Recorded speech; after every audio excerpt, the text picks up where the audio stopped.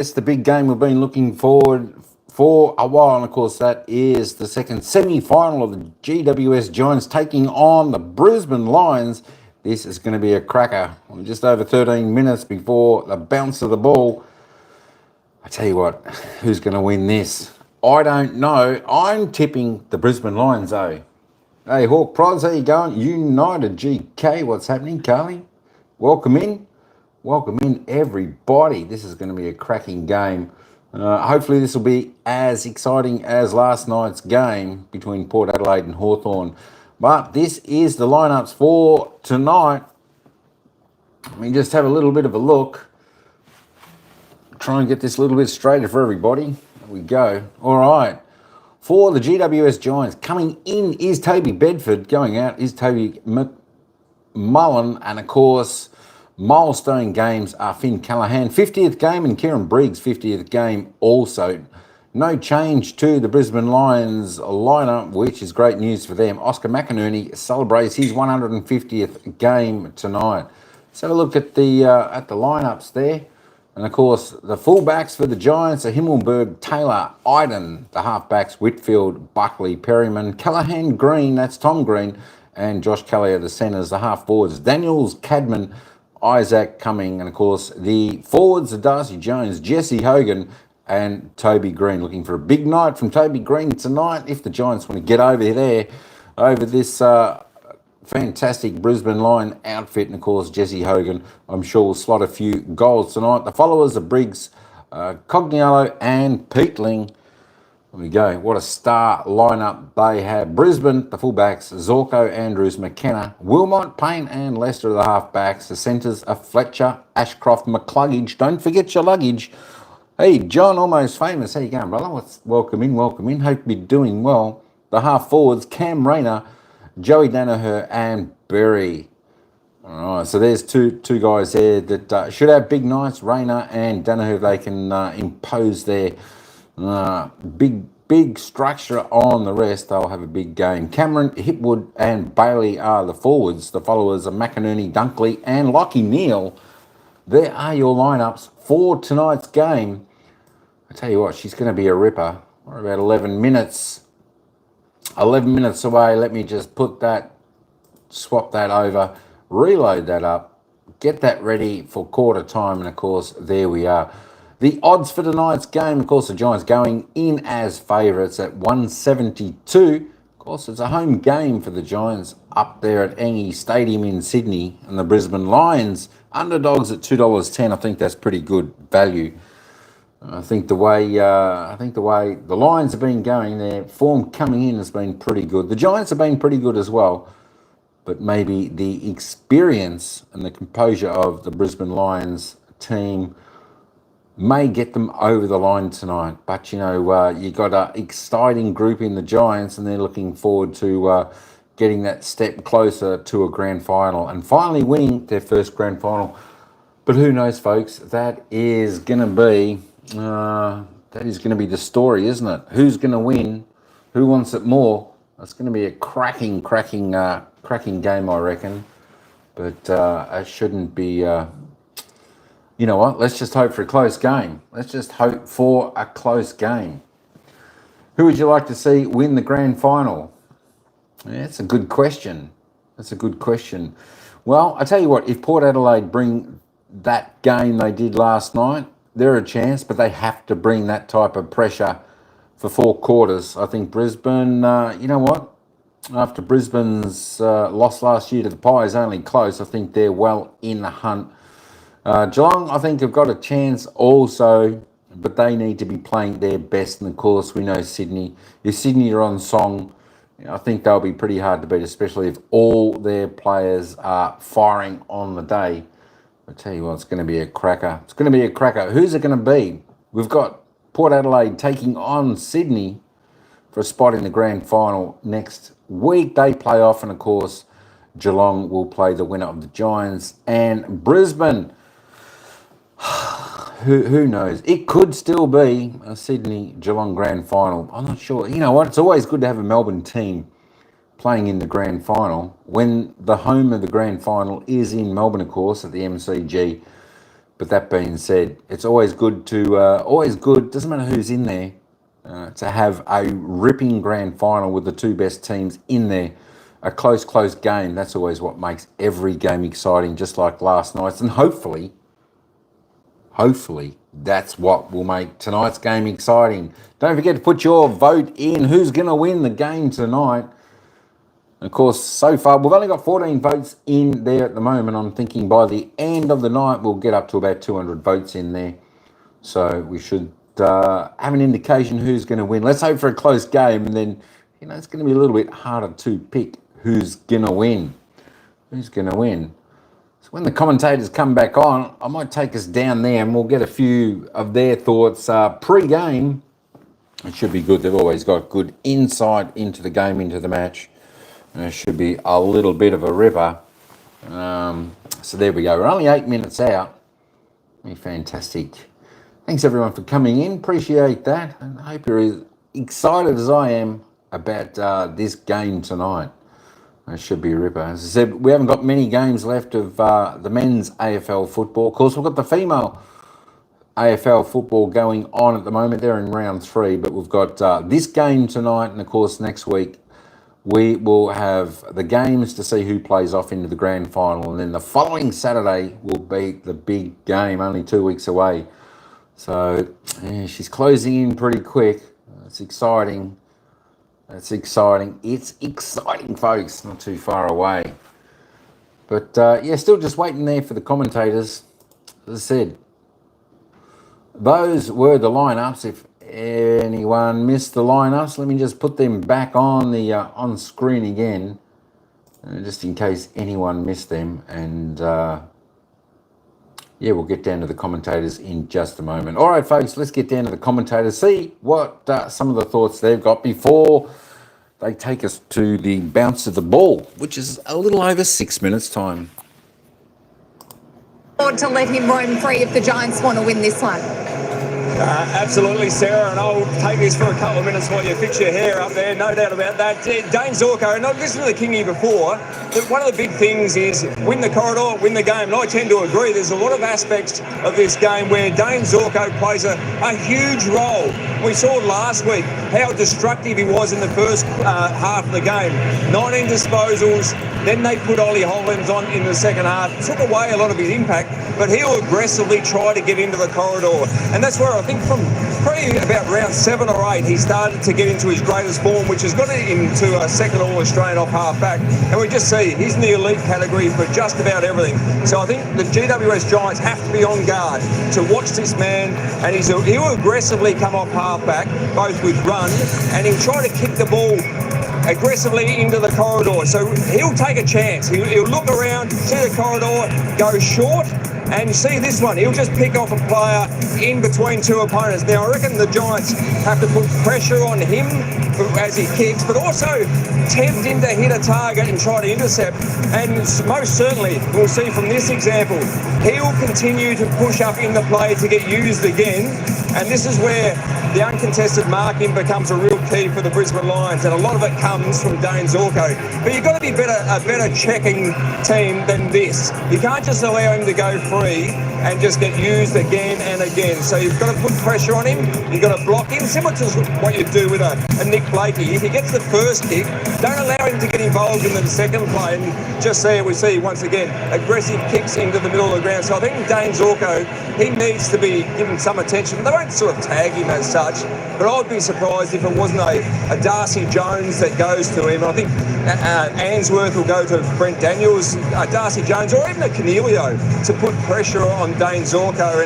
And the other thing in that part of the ground is, as we heard from Chris Fagan before, the Lions have had some issues with some small or medium-sized forwards over the course of the year, and that's why Answorth's come in to stop the likes of the Rankin and Stengel. Higgins kicked 5 goals, Pickett kicked 6 goals, and we saw in the last quarter of the round 22 game, they were just lit up by Darcy Jones. Even go back to round 7, it was Harvey Thomas and Darcy Jones that did all the damage with 2 goals apiece. So that's going to be an important part of the ground for both the Brisbane Lions and the GWS Giants. Love it, Lynchy. Good work. Oh, I think they will tag Zorko. The mail around town at the moment is that Peatling might be the guy just to go and do a completely defensive job and try and negate Neil with Bedford and Zorko with Peatling. It makes a lot of sense because if you're talking about controlling the corridor, he's the one that they want taking the corridor kicks. So all of a sudden, if you can start making a Startsvich or a Leicester or an Answorth or one of the other defenders trying to force that corridor kick, then they're liable to get the turnovers that you can turn into goals. And I thought the Giants did that brilliantly last week against the Sydney Swans. Took away Sydney's corridor, the mark, and didn't allow the overlap run to get their game going for 3 quarters anyway. So I think they'll have a big focus on not allowing that from the Brisbane Lions tonight. And we'll wait and see whether the Giants can mix it with the Lions at the start, just given how red hot they've been, Jace. Yeah, and look, we saw last night what the pressure game can do. You can really go sick if you put the pressure on. All right, let's head to the pre-game ceremony.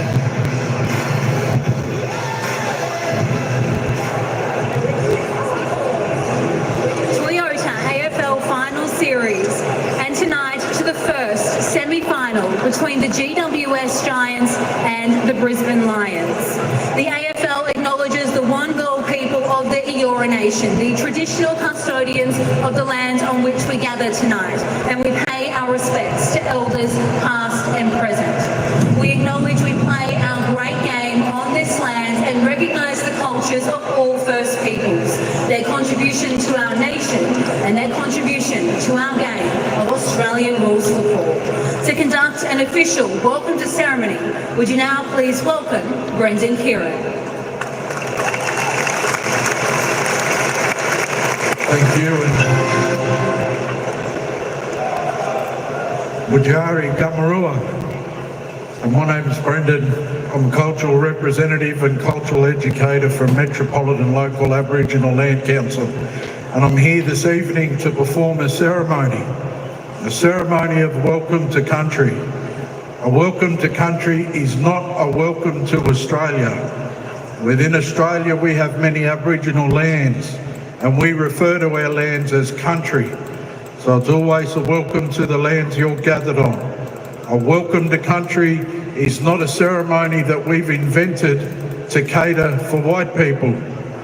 It's a ceremony we've been doing for 250,000 years plus BC, and the BC stands for before Cook. Prior to colonisation, you could get yourself into a lot of trouble for walking on someone else's lands without being welcomed onto those lands.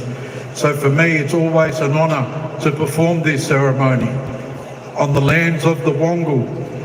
The Wangal are one of 29 tribes that make up the Eora Nation. The boundaries for the Eora Nation start from the ocean and they're surrounded by 3 of Australia's most beautiful rivers. We have the Hawkesbury River, the Pean River and the Georges River.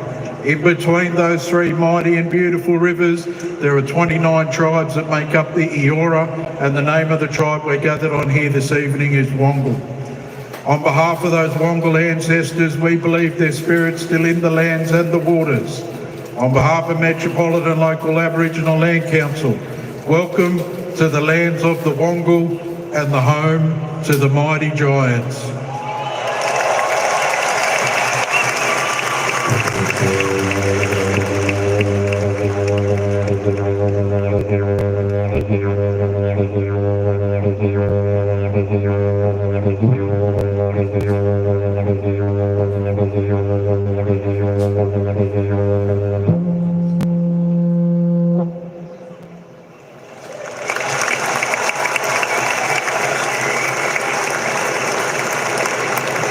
If you are able, would you now please rise, remove your hats and join with our coaches, players and umpires for the Australian National Anthem, to be performed tonight by Mimi Valevska.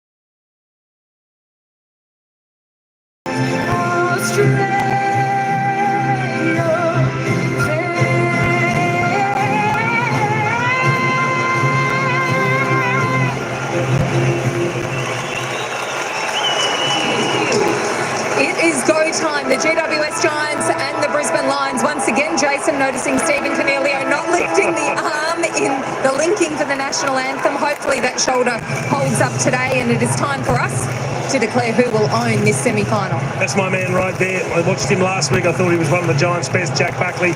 He's going to have an important role to play, and he'll be matched up on different key forwards at different stages tonight. I love the fact that he's backing himself to take intercept marks and try and turn defence into attack very quickly. All the energy's going to Lachie Neale and to Dane Zorko. I just think Will Ashcroft is building quite nicely in the back half of this year. He's played the last 10 weeks. He's on a roll.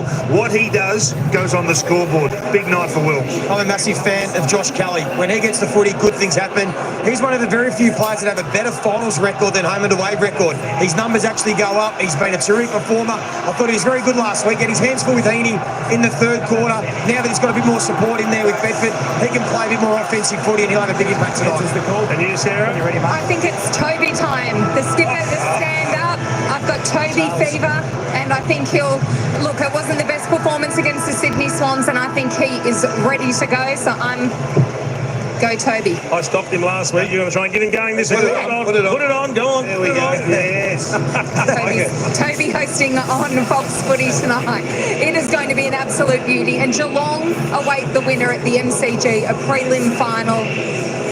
And the stage is set. Let's hope it's just as good as last night's game was. Which is all we want. We want a great contest. I know there's fans barracking staunchly for both of these teams. We just want to see a cracking contest. And next week we'll have the best four teams ready to go at it again. Just keep your eye on Big Oscar trying to charge forward at all costs. He wants to set the scene in this ruck battle, which is pivotal to get the both midfields ascendancy. For all the talk about the styles and the offense teams want to play, contest and pressure, being able to stick your tackles, defend and hunt the footy, you're going to be key, particularly in this first quarter. It's going to be red hot. We know that who can handle the occasion, who can be clean, who can use the footy well and give their team an opportunity to get some scoreboard pressure on is going to be a big element in this game. Kingy, the midfielders are meeting in the middle. Who's going to who? Well, I've just seen Bedford's just making his way around the other side now. He's after Lachie Neale, but he's not going to have that matchup at the absolute centre bounce, but he won't be far away, Sarah. All right, let's head out into the middle. You're watching it on Fox Footy. Finals footy on Fox. A spot in the prelim final up against Geelong on the line. The loser, there is no tomorrow. The Brisbane Lions and the GWS Giants. Expecting this to be another epic battle. Briggs wins the first touch. The footy Peckling came flying through, and now Bedford, welcome back to Toby Bedford. What good ball for Isaac coming. And Green with his power and strength sends it to half forward. Harris Andrews. That is his absolute specialty. It is, and that's what Caterman has to be a little bit aware of. As soon as that ball goes in the air, he's got to put a body on Harris Andrews and not let him get a fly at it. Andrews to the wing, McInerney in front row by Dunkley. He's met by a solid Briggs bump, bounces it inside 50. Iden attacked it, knocked it away from Danaher, but Cameron's closing on him. Perryman keeps it in. Taylor, that is a slightly audacious bounce. He's bumped as he gets his hand pass away. Cumming gave it to Neale. Neale's caught by Bedford, takes it over boundary, throw in. Oscar, Kieran. As Adam Kingsley told us, that will be the matchup. Toby Bedford is going to take Lachie Neale on, the two-time Brownlow medal winner. He's done the job before, and you can see him arm in arm there. Briggs again with his power. Quick whistle. See Toby Green coming up with Starcevic into this stoppage here, so trying to create a bit of havoc, a bit of chaos, then lose him on the way back to goal. McInerney this time slapped it forward. Archie trying to get it in the direction of Cam Rayner, but can't keep it in. Perryman. And Daisy, Cam Rayner's trying to do the exact same thing the other way. It's a bit more down his end of the ground, but he took Perryman in amongst a bit of traffic there and just worked through and actually was able to burst out the other side of that one then. If it had a sat for him, he would have been on for a shot at goal. Briggs attacks the shallow throw in, knocked by McInerney to Kelly to Green. His kick smothered by the big O. Ward couldn't take it. Ashcroft could. Bouncing ball to goal. Here's a minor score. The milestones tonight. Oscar McInerney playing his 150th. Finn Callahan and Kieran Briggs their 50th games for the Giants.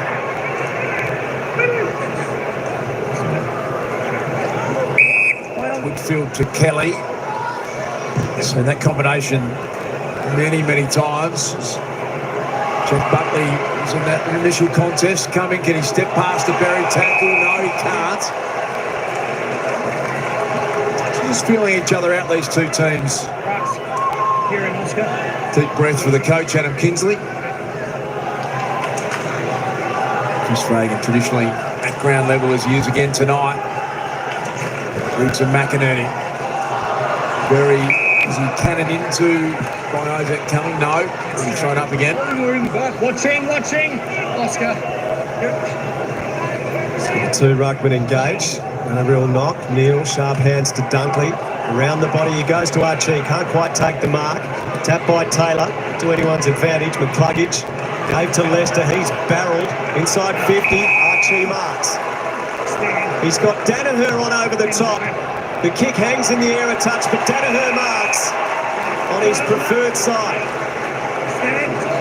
Just a nicely weighted kick there from Cal Archie. These are the goals that you expect Joe Danaher to kick. You don't sound confident, Hodgie, and Joe has missed near side. Seemed like he rushed that. Couldn't compose himself and just settled a little bit more. Took a breath or two. He got so much momentum towards the middle of the ground. It's generally just a step around, one step, let the ball do the work. Really tried to force it.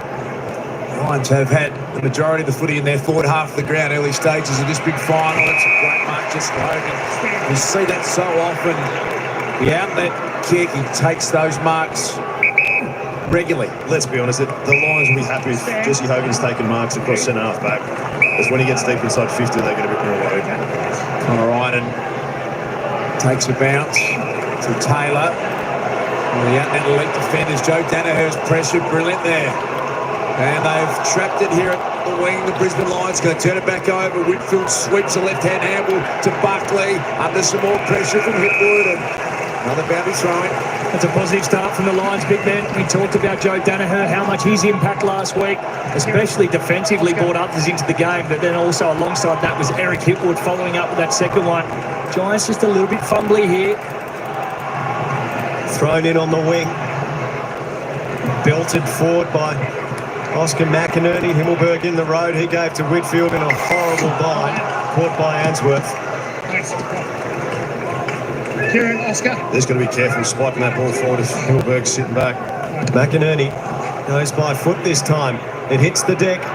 Cameron comes to meet it. He's buffeted off it by Iden.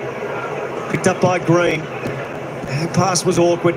Comes to Kelly. Squeezes a kick. Bedford attacks it. Slick hands away to Kelly. And back to Bedford. This is a bit of that orange stuff they were talking about pre-game. The tsunami. They sweep forward through Green to Cadman. That happened in the blink of an eye.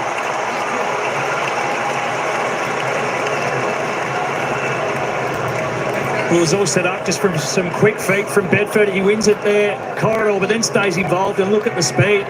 Makes a decision, puts his head down. The defender's not sure whether to come forward or back. And that is a delightful sight if you are a forward from the Giants.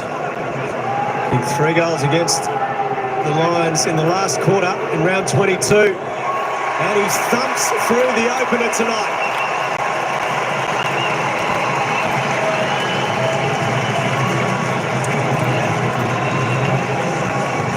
Capacity of the Giants to transition from defence into offence is extraordinarily quick, breathtakingly quick. That was really undefendable. It's just the rapid nature of that ball movement down the ground. Straight down the corridor, Bedford, brilliant.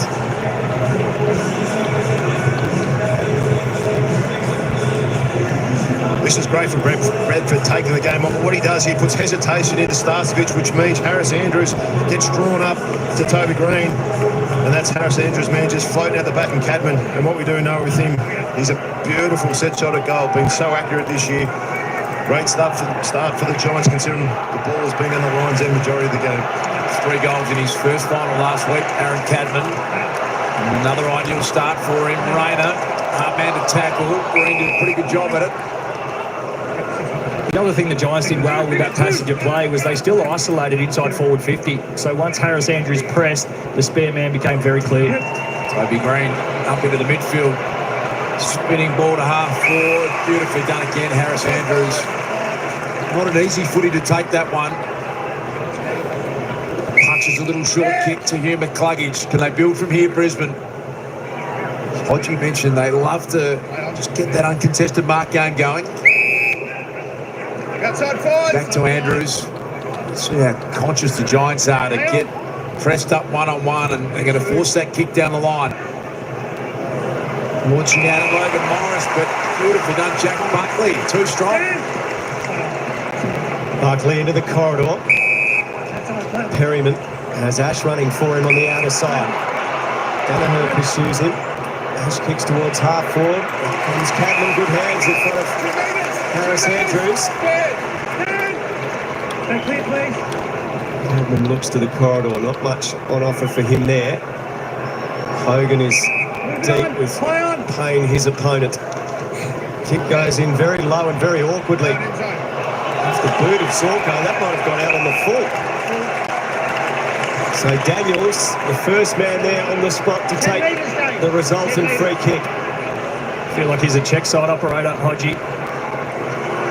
Good bit of breeze there too. Just put it outside that right post. Drift it back. He kicked the winning goal last time these two teams played in a final. His kick to the lead of Toby Green, and Wilmot did superbly there to close him down. Wilmot, who made his debut in an elimination final against Richmond and has held his spot, become a very dependable part of that back line for Brisbane. Swinging breeze around ENGIE Stadium at the moment. It's a bit trickier than maybe it appears. Dane Zorko goes back to Berry. Answorth, a little bit of a fumble. And Cadman has been prolific early. Great start from the young man. Got the goal already, taking a nice mark in front of Harris Andrews. And the more he touches the ball early, the less Harris Andrews can just control that back line and extend the leg rope. Quick kick came out from Berry, but reading it a little quicker than everyone else was Lockie Ash. In front of Kai Lohman. Stand. What a regular goal kicker. Lockie Ash as a half-back, hasn't kicked one this year. And just the 6 in his 100 games prior to tonight's final. So he got the distance. Pretty good looking effort, it's just going to drop short. Jack Payne back there, hammers it over the line. Oscar, Kieran, hold the meter please. Arms up! Briggs and McInerney ready themselves again. Dunkley going to Green at the stoppage. Wheel and Bedford. That might have to be thrown back in. There's a quick shot at goal, and it is a goal, but the field umpire not satisfied with the work of the boundary umpire. There's a few blocks going on. Toby Green's in and about. Bedford as well. We can try and put some work on for one another. A little more mileage on that boundary throwing. Free kick. Giants free kick to Green, being manhandled. And that was caused by Bedford going in to put a block on. Starcevic panicked a little bit and back onto the jumper. And that's what the movement does. You know the block's going to come, the arm around, not allowing Toby Green access to the ball. And the one before that was almost the identical replay of the same thing. Well contained by Dane Rampy last week. It's the 2 behinds and 12 disposals. This for an early goal for Toby Green. His pullback kick. Catching his 5. This is what you got to worry about. If you're going to get blocked, you've got to make sure that you do the handover. Lockie Neal's got to be calm, just saying he's happy to take Toby Green so Starcevic doesn't panic and hold on. And that was the 2. The first one was the one that fell in short, was the redo, the exact same play and the exact same outcome. Starcevic forced to grab the arm. Full-back kick in. He's spoiled out of bounds, so the Giants having a good little patch here in the last couple of minutes. McInerney and Lockie Keith. Jasper Fletcher surrounded by orange jumpers. Cal Ward found the fountain of youth as Callum Ward. He's getting better as he gets older, as that one spills out of bounds. Great touch, isn't he, for someone who has played at such a high level from his very first game days. Yeah, another one of these veterans we've seen move out to the wing, but also adding some consistent goal scoring to his game as well. Playing his 20th final tonight as Callaghan keeps it in, but Neil goes after it. Tapped by Kelly. Did he find Keith? Goes again, tackled. Well, locked in. So the inside 50s, 4-3 Brisbane's way. McInerney coming there first. Gives in tight to Whitfield, skirts the boundary, goes to the pocket to the lead, and able to mark Cadman, and Andrews deals with it. That's twice the ball's been kicked or punched outside the 50. And the defenders of the GWS Giants have been able to get on there first. The forwards of the lines have to be on their toes. That ball comes your way, you've got to react quicker. Would love to see it go to a more challenging spot though. The lead into the pocket, easily spoiled out, repeat stoppage, yes, but Hogan at the top of the square. Clean possession initially from Keith, doing some ruck work. Now Berry, they want it out of there, the Brisbane Lions. Rayner came charging at it, nice it up, Perryman. Looked like Josh Dunkley was tackled. And it will be a free kick without the footy. Lingy, it's a beautiful evening in Sydney, but just feels as though that swirling breeze has really picked up here at ENGIE Stadium. Oh, it definitely has, Darcy. It's quite strong now, and as you've seen by the play in this last 5 minutes, really favouring that pocket and certainly favouring the Giants' end of the ground. Most of the Lions' kicks are just dropping short, like that one there. Brave effort, but it is certainly favouring the Giants. Been able to surge this one down the line. They keep it alive. Fletcher got through a tackle to Archie. They go inside 50 to Perryman. Safe chest mark, deep in defence. Perryman sends it back to the wing. Keith in front. Good hands. McInerney pulls in the mark. McInerney moves it on quickly. Danaher on the lead. Got a good run and jump. Crashes in to the oncoming traffic. Ricky Neal will have a fair bit to say about things tonight if Brisbane are going to get across the line. It's safe to say that Bedford tag doing the job early. He will find a way to work through it, no doubt. A positive start from Bedford. That's where the Lions midfielders have to help him out as well. You've got to go and put blocks on. The umpire's going to need eyes in the back of his head tonight, all four of them, with all the blocking and holding and pushing going on at stoppages. Quickly on the boot, Archie, a bouncing ball towards goal. It's another minor for the Lions. It was just like that one there. Bedford did the handover with Iden just so he didn't get caught trying to hold on. Unlike what the Lions did up the other end when Starcevic gave away the free kick. And there's a chance they are going to be busy, the umpires. Already the 16 stoppages in this game. The AFL average for a quarter is about 12 and a half.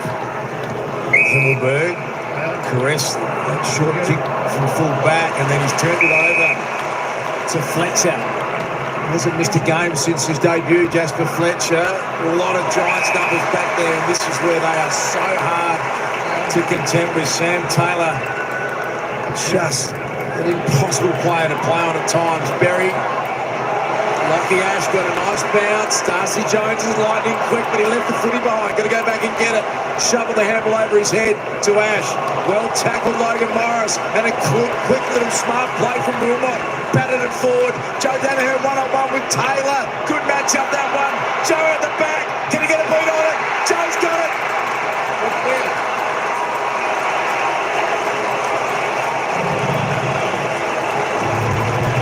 Don't underestimate how big a one-on-one win that is from Joe Danaher. Sam Taylor loses a one-on-one contest about every 5 years. And that's a nice start from Big Joe.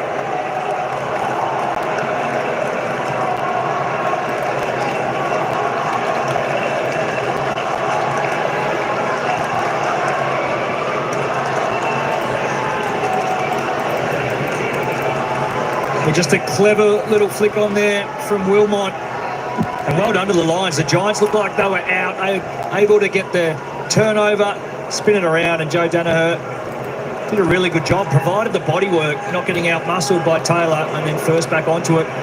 Safe to say he wasn't going to miss that one. 53rd goal of the season for Danaher. 21 of them have come in first quarters.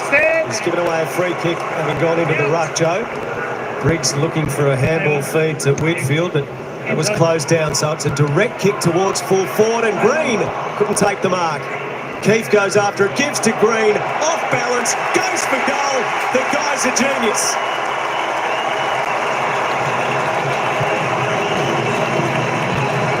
Had a fraction of a second to identify the opportunity. Off balance, somehow managed to contort his body and slot it from 30 out. So Green puts the Giants back in front. 3 lead changes early in the contest.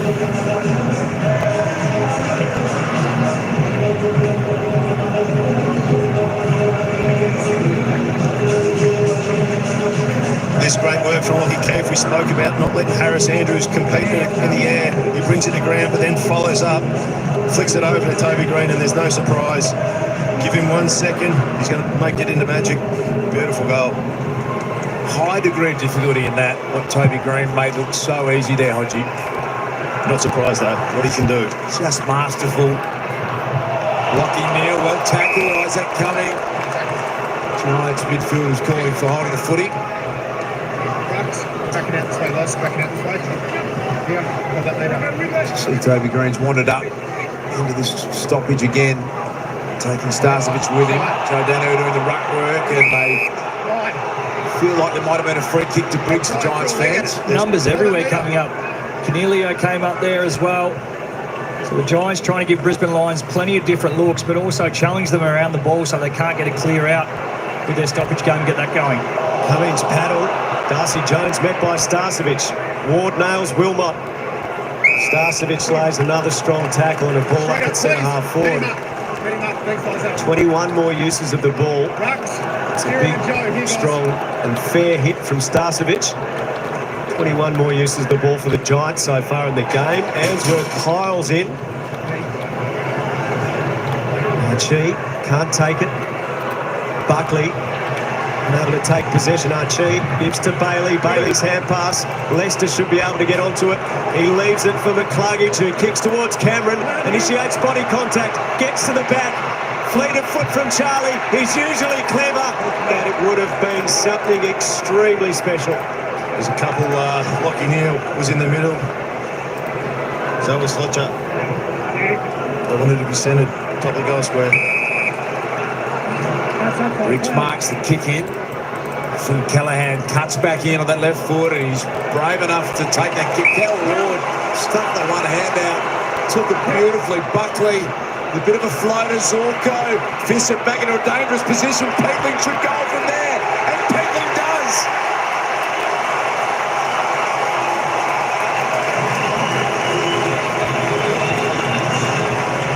He's got the orange flags out. James Peatling, brilliant story. Overlooked in a couple of drafts. He's been starting sub on 7 occasions this year, and he started right in the centre in this big final, and he's kicked a big goal in the first quarter.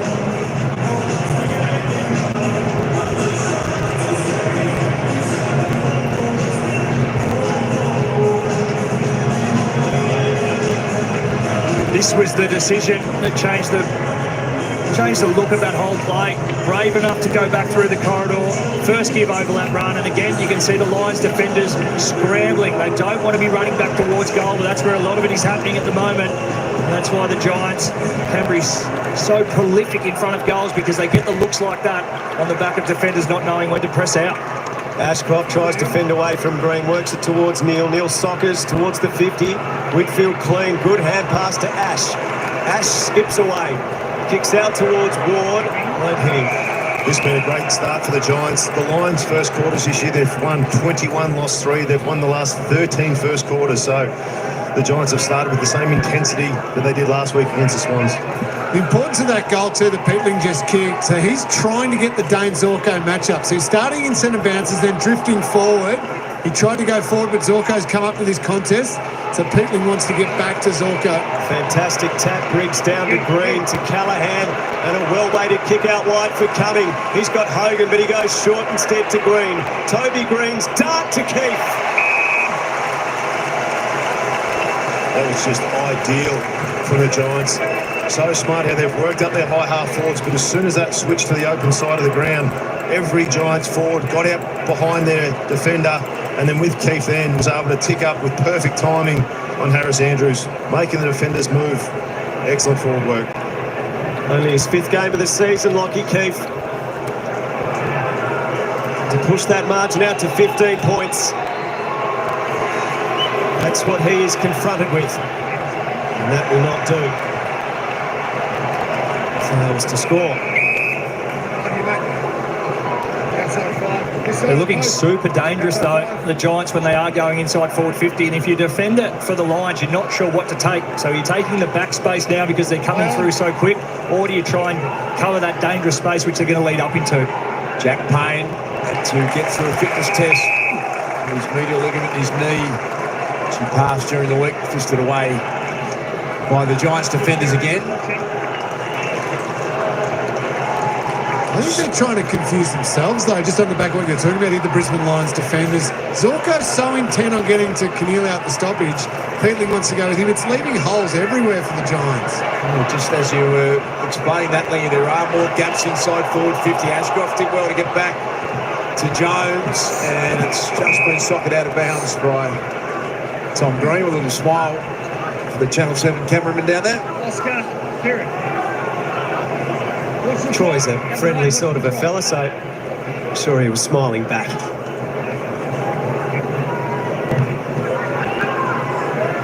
Briggs comes to the shallow throw in. Peatling again gets separation and again slots it.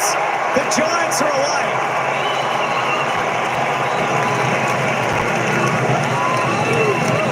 So the Brisbane defence being squarely challenged early. Peatling with a couple of early goals, having only kicked 5 for the season coming in. Margin goes out to 15 points. And GWS is the imposing start.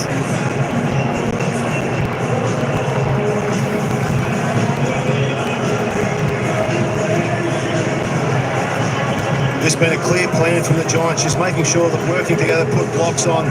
Zorko, Peatling, he's been on the move twice. This is his second score for the Giants, but that's how they've been working the space in the forward 50, putting blocks on. Into you, Lingy. Well, Zorko's biggest strength we know is attacking off half-back, but he needs to now reset his mindset and realise he's a defender first. He's so intent on trying to free himself up, and Peatling's having a field day in this first quarter. He's got to adjust, Dane Zorko. What a bonus that is for the Giants to get 2 first goals out of James Peatling. Here they come again. Kelly's kick to the danger zone. Oh, Jesse's hands! How many times have we seen that this year? He just gets the clamps around the Sharon and no one can fist it away. Just so good at identifying the drop zone and then coming back in, just putting the big frame in the right spot. And as the ball falls, he just rounds the shoulders and you've got no chance of reaching over the top. Just there, just that extension up. You feel like you may have him done from behind in that occasion there, not to be. 72 goals, 25. The Coleman medal winner directly in front. He has a lot of shots from the corridor and he's in great touch. Jesse Hogan, and the Giants have kicked the last 4 goals of the game.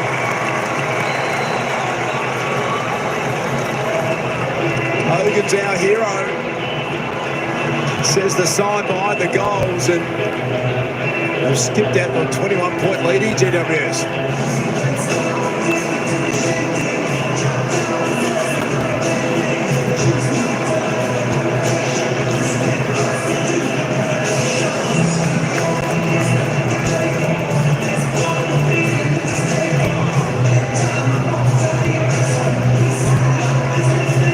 Goals from stoppage this quarter. Who are those from centre bounce? Hodgie, if you're the Lions right now, what's your response? What are you doing? It's getting your hands on the ball to start with. They've had 30 more touches. The Giants have been able to get inside forward 50 at ease. The Lions have to get the ball composed and just slowly get momentum back their way. Neil latched onto by Briggs. The ball just popped out to Rayner. Left foot kick inside the 50.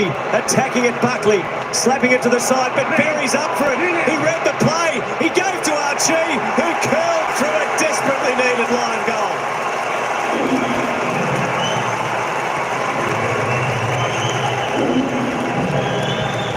That came in the nick of time for Brisbane, who have only conceded 5 goals in the first quarter one other time this season. That was on Easter Thursday against Collingwood, and both of last year's grand finalists had yet to register a win.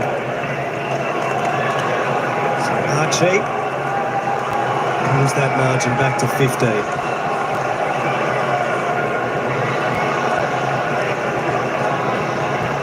This is great from Jared Berry, bouncing between 2 or 3 players. There was no hesitation. He's taken it on, grabbed it cleanly, found it off to Archie. That's what they needed, a little bit of momentum going back their way. So far, the Giants, they've beaten him in contested ball. They're dominating him in uncontested ball. Pretty evident clearances. Hopefully that settles down for the Lions. He got it on the back of a really important centre clearance, and another opportunity here. Dunkley, Peatling's been huge in this first quarter. Briggs showing his agility, the big man. Toby Green backing back, sat underneath the pad, spills to Cornelio, left foot. Can he get the bounce? Not the one he wanted.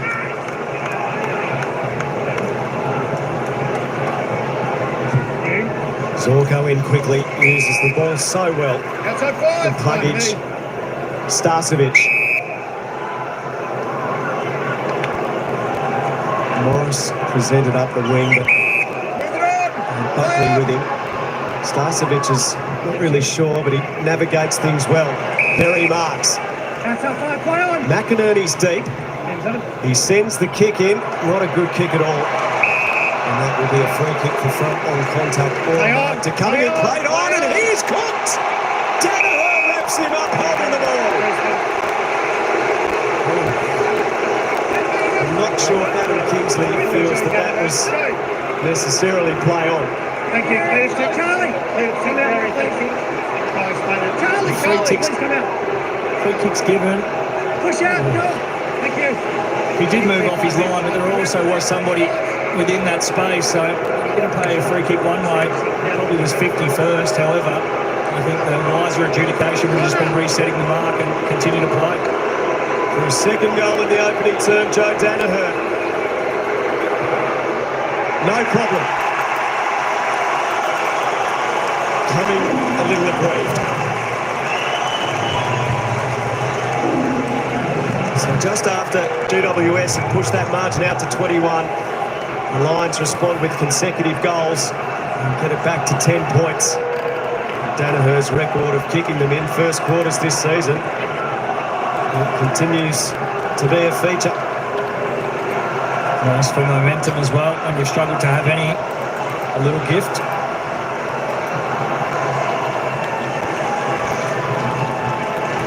First of all, it was a great intercept mark, and then it was Lockie Whitfield. He was running past, brought in Archie, and that's why the umpire allowed it and didn't pay 50 metres, because he was following through Whitfield.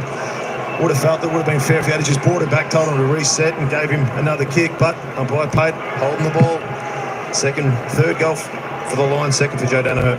Chris Fagan will be super happy with the pressure that Joe Danaher, who's spoken about a few times, Daisy, getting your key forwards, hunting after the tackle like Joe just did. Oscar, block. Straight two. It's 50. Wrong player.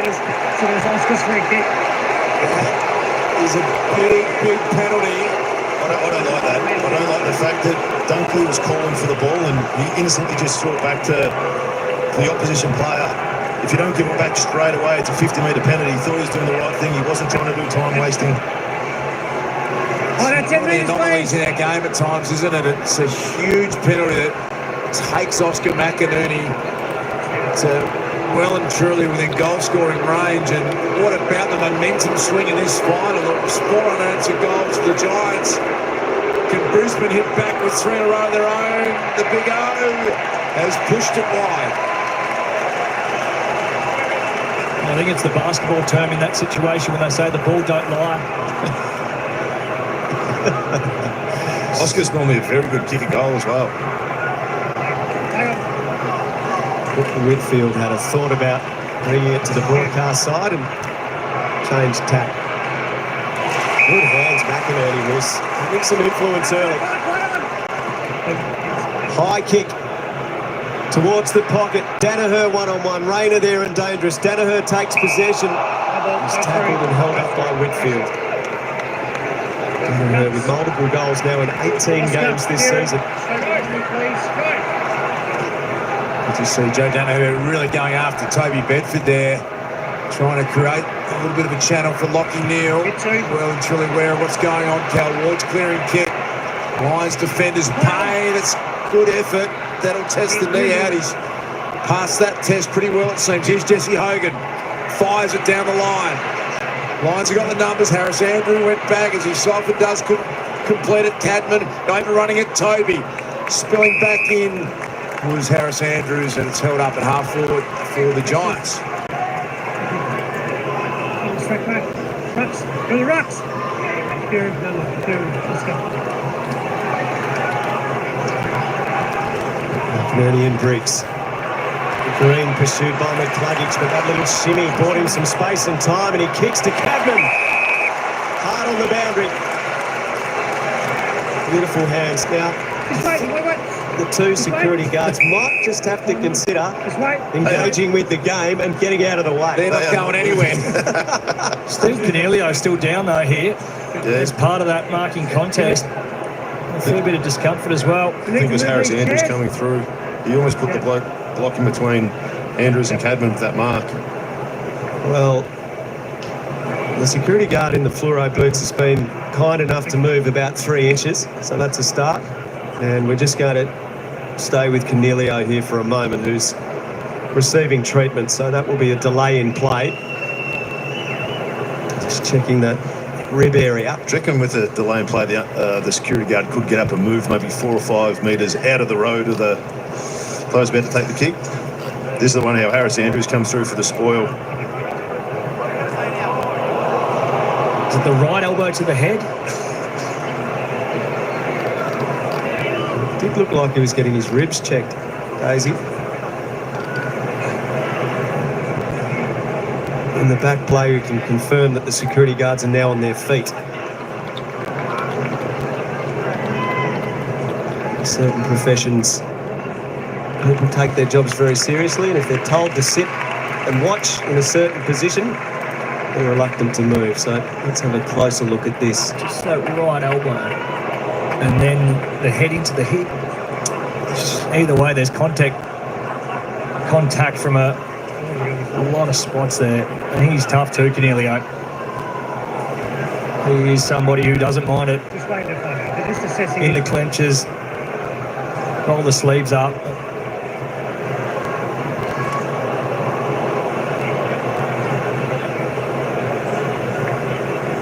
A lot of distress, hasn't he, Steve Cornelio, and reluctant to get up and move from there, which is not a great sign.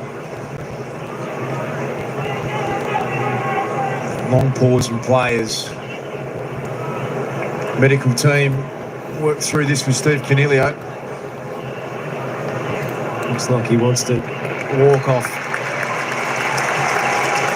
for further assessment.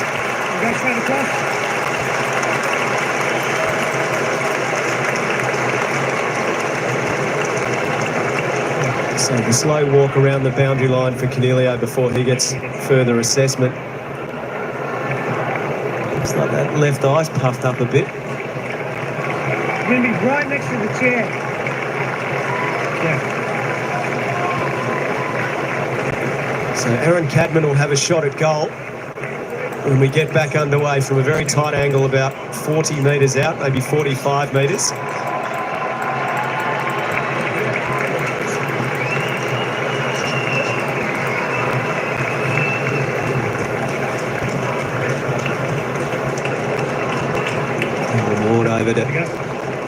For a few words of encouragement to his teammate. It's been an interesting game so far. The Giants got away to a 21-point lead on the back of 4 consecutive goals. Brisbane hit back with a couple of their own. And now Cadman comes between the 2 security guards. Can he get it between the major opening? Andrews is able to usher it through for a minor score. Just making sure Steve Cornelio walks through the interchange gates as... Yeah, if they take him off over the boundary line, he can't come back on. So that's where he's got to run him through. It's like a standard interchange. And Jones is going to come on for him.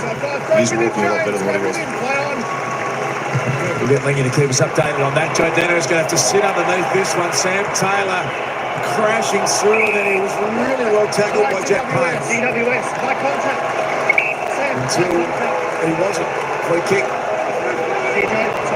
Stand.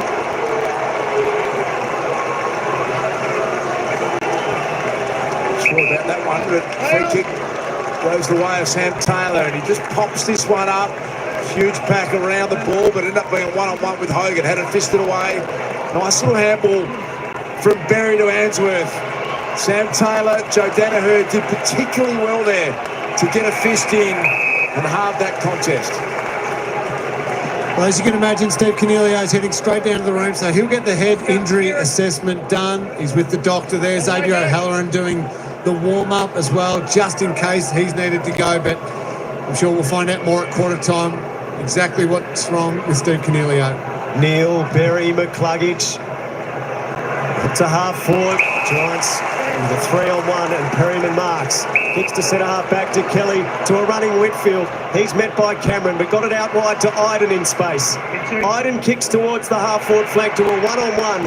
Cadman and Andrews. It gets to the back. Andrews runs into Jones and the little man nails the big man.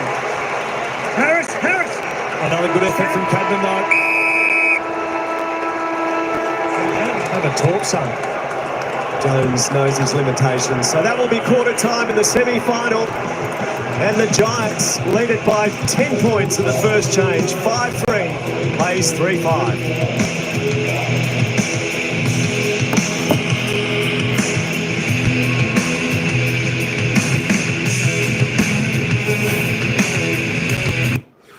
All right, folks, quarter time here at ENGIE Stadium. What a game we have for you tonight. I tell you what, this is a cracking game. That's the Giants 5-3, 33 leading the Lions 3-5, 23. It's a 10-point margin to the Giants. Of course, both had the same amount of scoring shots, just mirrored each other. Of course, it started off well with the Brisbane Lions starting out of the gate fast, but then the Giants came in waves. The tsunami, I should say. The Giants came with their tsunami and put a few goals on the board, but then the Lions steadied the ship and got a couple of nice goals late in that quarter to be a 10-point margin. Trash McKenna, how you going? But you know what? It's a great game. I don't know who's going to win this game. It's going to be a close one. That's all I know. But I will say this: the Giants do look fast, and they do look dangerous when they're going inside their forward 50, finding a few open spaces, creating space, which got Peatley's there. He's a couple of goals down there, so that was fantastic. Tell you what, the saving grace for the Lions down there forward is definitely Danaher. He's having the best game I've seen him play for such a long time. He's all over the ground. He's strong. He's having shots at goal. He's busting packs. He's defending. He's doing it all. I'm watching the scores because my sister's watching a movie. Oh, no. You can watch a movie anytime. The football, you got to watch the footy. Anyway, let's have a look at some of the player stats. While we go, as you have a look, there's not really many dominating players here. All players doing their part. This is what we love to see in the finals, and this is how you win finals. You got to do your part for the team, and the whole team works nicely, well gelled together. Josh Kelly, though, there for the Giants, on top with 9 disposals, 3 kicks, 6 handballs, 2 marks, and a good game. Lockie Whitfield there. Harry Perryman. Tom Green next best with all 7, of course. Jared Berry, the best for the Lions with 7. Dane Zorko there. He's having 6, but he's getting a little bit lost in, he's trying to tag. He's getting a little bit lost. He needs to improve his game. Hugh McCluggage. Hey, don't forget your luggage. He's going not too bad with the 6. Kalamachi, good overhead mark. He kicked that 1 goal, 1 off his 5 kicks. He's going quite well there. Toby Green started a little bit better in this game tonight, up to 5 touches to quarter time. All kicks, of course. He's kicked a goal out of that, so looking good. Tell you the other player that I'll get down to in a minute He seems to be a little bit quiet, although, you know what, both defences are doing reasonably well. Definitely the Giants' defence is holding up a little bit better than Brisbane's. There we go. Aaron Cadman there with 4. Jesse Hogan, there we go. He's just had his 3 disposals there. Looking for a big game from him if you're a Giants fan. 3 disposals, 3 kicks, a couple of marks, and he's kicked that goal. Come on, Giants, says Albert Wilson. How you going? Ryan, welcome in, brother. And good to see Chris here before. Joey Danaher there. Although he's only had 3 touches, 3 kicks, 1 mark, he's had a couple of tackles. He's kicked 2 goals, 1, as I said. He's just doing the things. He's putting the pressure acts on, and even though he's only had the 3 disposals, he's looking pretty good. But there are your stats for the players up until quarter time. Anyway, I'm going to just show you the goal scorers, and then we'll get back to the commentators. James Peatling there with 2, and Joey Danaher with 2. Jesse Hogan, Toby Green, Aaron Cadman, Callum Archie, all single goal scorers. All right, folks, I'm going to take you back down to the commentators where they'll give us their final thoughts before we head to the bounce of the ball for the second quarter. It's the Giants by 10 points. The 2 tags have worked big time, and it's not just the numbers that tell the story, it's the influence on the scoreboard. So Peatling's only had 2 touches on Zorko, but he's had 2 goals. And what he's doing is he's taking away Zorko's desire to now run and create. He's not the corridor ball user that we know that he has been over the last 6 to 8 weeks. This is brilliant play. All credit goes to Adam Kingsley, and all challenge now goes to the Lions coach's box. How do they change it? Yeah, that's right. And even this one, great play. You know, just got lost, got caught up in a tangle, and Peatling to be able to hit the scoreboard, as we said. Been a great win, and it looked like really after the first 15 minutes, the Giants were getting the game on their terms. They were controlling it in their forward half. But credit to Brisbane, they are a talented side. You know, they were able to get back in it. They got a couple of free kicks, got some entry. But they're the numbers for Dane Zorko. And it hasn't been allowed their uncontested mark game to get rolling because Zorko hasn't really been able to get the ball in his hands. We only saw it once from a kick in. So this is the result. Only the 11 marks, their lowest for the season in the first quarter. They've got to try and get their hands on the footy, control the game, get it on their terms. Perhaps not a surprise that Stephen Coniglio has been subbed out of the game with that injury. We saw him in a lot of pain. O'Halloran comes in as the sub, so an early activation, Jack. Yeah, it is. It was a heavy knock for Coniglio, so hopefully it's not a bad one, but we'll wait and see what happens there. It means O'Halloran gets an opportunity here to get involved early. Do you leave Zorko where he is? Do you leave Zorko now at half-back to be tagged? I think it's only 1 quarter of football. If the Lions had it kicked straight, we'd have a square ball game. So I think maybe he waits and sees. If there's one more issue, then you might swing it. But right now, I'd go as is. 10 points the margin at quarter time. Giants and Brisbane prelim final spot up for grabs. Finals footy on Fox. Let's head back out to the middle for second quarter action.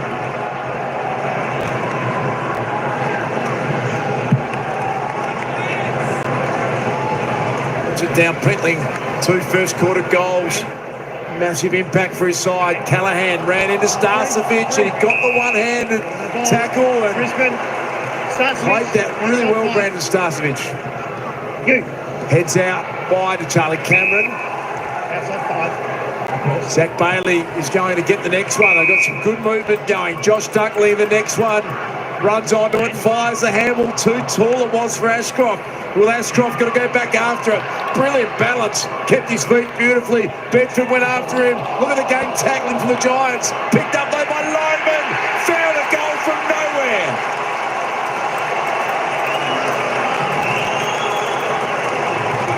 That is something from nothing. It felt like the whistle was about to be blown, and Kai Lyman gets his 30th goal of the year. One of the big improvers for the Brisbane Lions.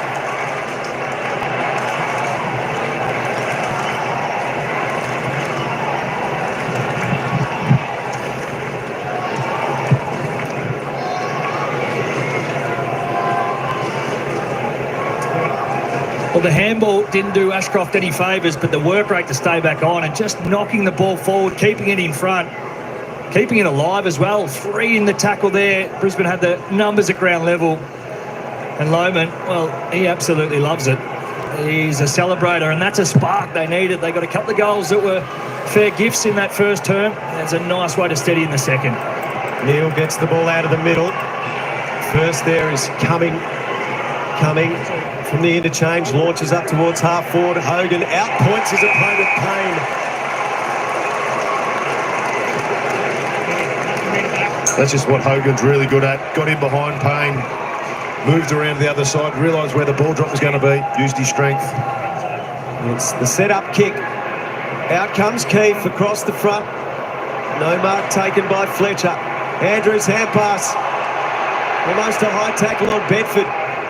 Ashcroft gets a hold of Ward. And the umpire calls for it. Brisbane has kicked the last 3 of the game. Giants looking for a response here. Up to a 21-point margin in the first term in favour of the Giants. Holding the ball decisions being paid. Darcy Wilmot, the Giants get a huge opportunity. 10 metres. They're just so dangerous at ground level. We saw it from that kick that came in, numbers in, and then from the stoppage.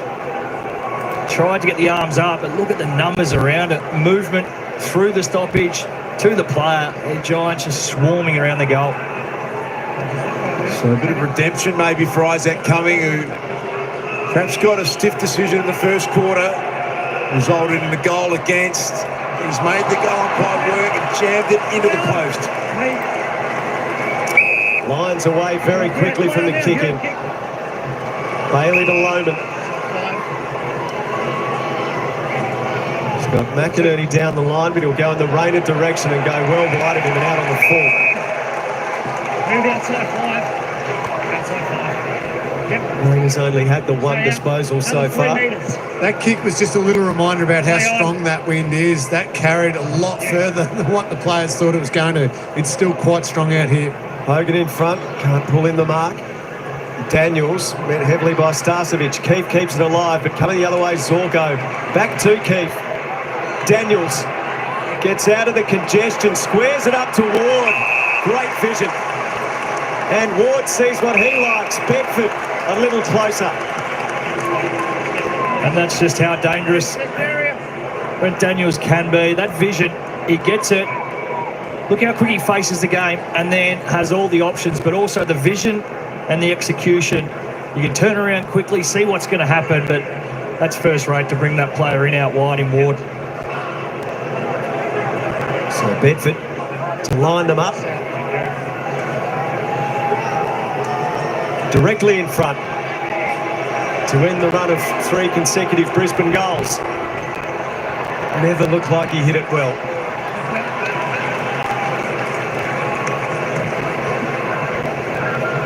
Xavier O'Halloran about to be activated. Steve Canino subbed out of the game, as Cameron Lee told us a few moments ago. Outside 5.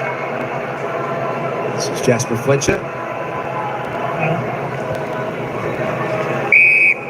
Outside 5. Back to Payne and now back to Fletcher. Outside 5. He's got Dunkley on Kelly. That's the direction. As Lodge called that before it unfolded. The overhead marking ability of Josh Dunkley was the right option. The Cluggage got rid of Whitfield. Did nicely and then took on another tackler. Brilliantly done. McCluggage takes another bounce. Runs to the edge of 50. Seems to have an amount of time that you can't believe in a final. Brilliantly played. Great composure from Hugh McCluggage. If you've ever seen a man in doubt, that was right there. And you had people all over the place. GWS actually did a really good job of defending the 50. As you see Hugh there, they got back leads. Kyle Loman comes up, but the forward pressure puts him in doubt again. GWS had 2 or 3 back, but just the composure there from Hugh, just a spot up for O. Never panicked, did he, McCluggage? He held on to it until he found what he wanted. Edwards telling us the big O, normally a good set shot kick. That's going to drop short Danaher, and Rayner down there neither can take the mark. Off hands through for a behind. Just make sure you're passive, don't turn around. Whitfield to bring the ball back in. He's averaged almost 31 possessions a game, but kept to 24 last week against the Swans. from the architect of halfback. Payne and Hogan are here through the hands of Payne. Wilmot at the back. A great hand pass for Neil, who's knocked off it by Bedford.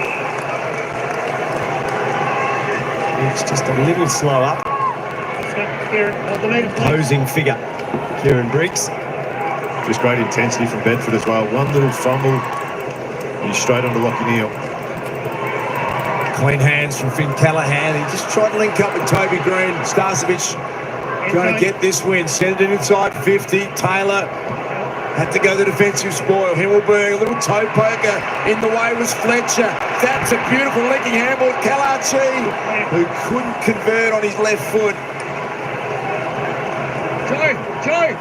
Kingsley pondering what options he's got at the moment. His side still enjoy a 4-point lead. Biden. He's got Cadman on the wing, as well as Briggs. Cadman in front. Spoil came from Leicester.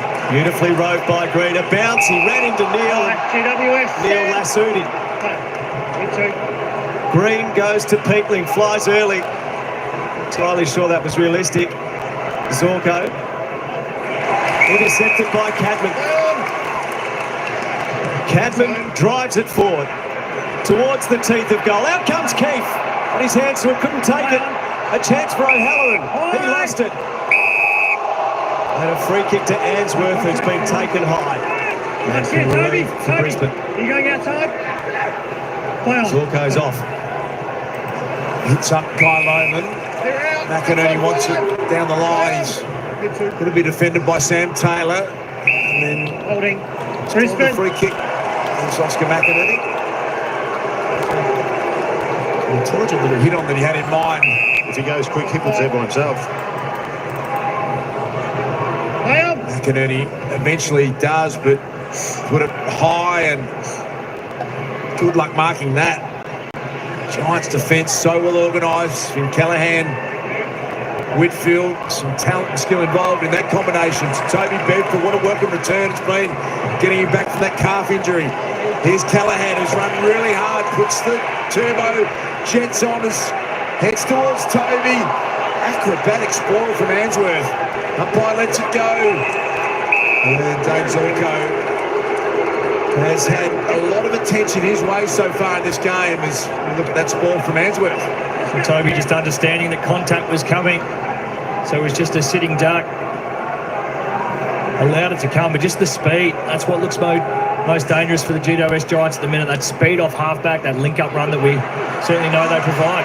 Jones tries to get dangerous. He's caught by Wilmot. Answorth pounces. Brings the lines clear to the wing. Back with the flight. Lohman there, one hand. Couldn't take it. Hipwood yet to have a possession. Himmelberg going with him. And there's a bit of friendly fire. Hogan and Briggs. Yeah, and Jesse Hogan had to get the repairs done because he ended up with a cut on the head. He's just ducked down to the rooms too while he's on the bench as well. Briggs to Bedford. He's met by Bailey. McInerney knocks it to Bailey. Rumbles to the side. McCluggage tried to slip the coming tackle. Stays on the job. Off to Wilmot. He's under pressure. Spinning through. Cumming was outstanding. He gave it up. Wilmot. Clever tap again from him. Receives from McCluggage. Good kick towards Neil. Opens up here. Hipwood's out over the top. Joe Danaher might have led his man a bit to Eric. And Taylor, a professional free kick. Come back, Eric. Right on it, yes. Eric Hipwood, who will be within the range, and you would imagine go back and take a shot from here. Well, in the end, it's a great result. If you're a Giants fan, they were out. Taylor pressed out with real urgency, and he had to take ball and man to slow it down. Otherwise, Danaher would have been out top of the goal square. This one here for Hipwood, it's aiming at the right goalpost. That wind's blown across the goals. 15 goals, 8 in his 11 previous finals. Eric Hipwood instead goes to set up kick. Had a good look at it to Josh Dunkley, but Tom Green back there. It's going to bounce just on the line. And that's a bit of a win for the Giants. This just shows how tough Bedford is. Zach Bailey went straight through him, gets straight back up. He's got 2 or 3 hits that Bedford hasn't phased him at all. Briggs and McInerney. Briggs smashes it towards the boundary line. Umpire says toss it in. A few times we've seen McInerney at the throw-ins have been a little shallower than he's expected. And Briggs has been able to attack it, either belt it forward or take possession.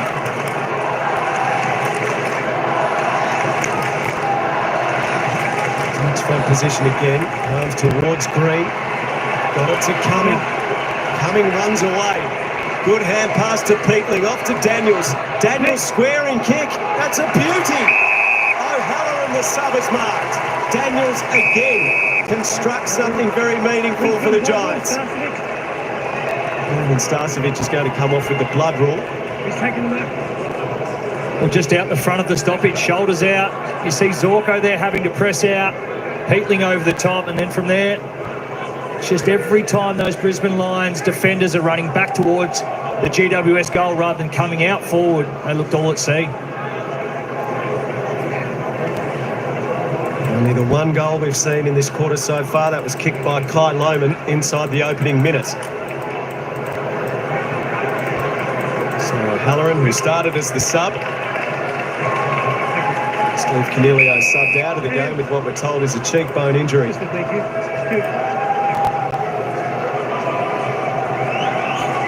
Goes through his routine. Sends the right boot through it, and he misses. So there's a bit of missing going on in this quarter.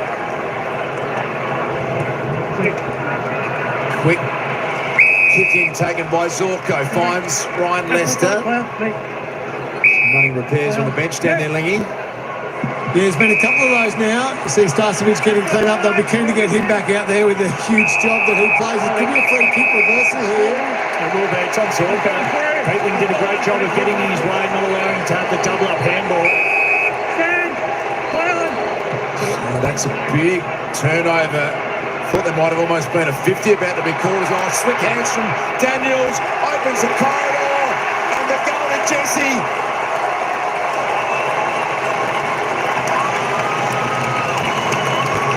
Well, that is huge. The Giants had possession, free kick against Zorko. The Brisbane Lions had possession, free kick against Zorko. And Jesse Hogan has hurt teams week in, week out. He's been patched up and he's back out there and kicked his second goal.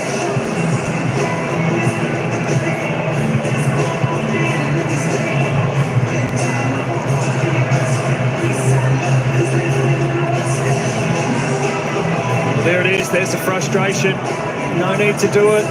Clear free kick, you can't toss someone to the turf. And from there, the Giants got a bit lucky. The Lions had a good play on it, but just numbers. Front and centre handball. Jesse Hogan now involved, confidence booster for him, but all on the back of some undisciplined play from a bloke who should know better. 74 goals for Hogan this season, the most kicked by a Giant in a season. Jeremy Cameron, 76 in 2019. Lions away.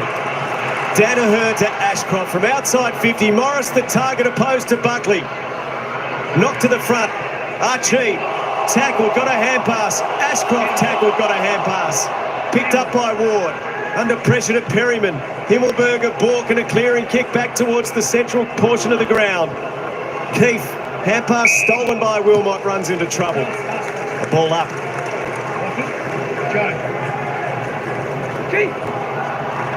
Lockie Keefe in front of Danaher. Beautifully picked up by Jasper Fletcher. Heads in the Hipwood direction. Made a good contest.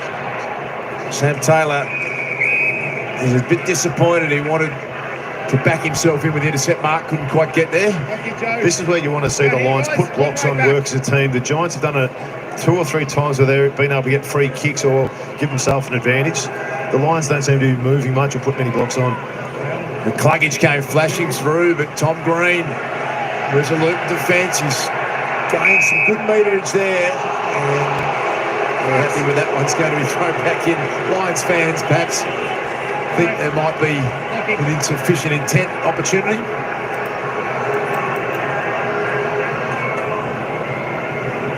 Danaher and Keefe are going to contest in the ruck here. Keefe the palm. Daniels goes through without possession. Rayner tackled, broke the tackle. His hand pass, though, no good, and gave it to a dangerous player in Green. Green kicks towards O'Halloran. O'Halloran can't mark. He's got Hogan in the pockets. Good mark. Agile, the big fellow, running towards the pocket, had to dive back and clutched it to his chest. Nice little kick for Hogan, but that's just ball security for the Lions and being cautious where you handle it. You can't just handle it willy-nilly over into the corridor. We know how hard the Giants work. Their small forwards get up high, they turn back and go quick towards goal. Burning the defenders by doing that. He's kicked multiple goals in 11 straight games. 40 goals across that period. This for his third tonight.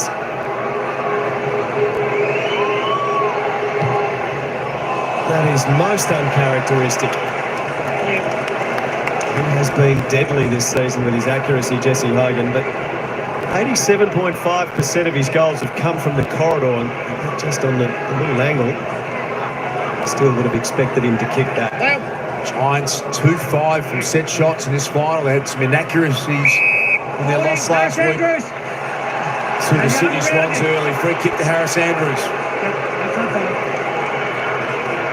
And in round 22, it was the complete reverse. It was the Lions who were inaccurate. Harris Andrews has coughed that up. He had an outside kick available to Ashcroft. Look at Toby Green, bounced off a defender, and he's going to make it pay, Toby. Big moment in this game.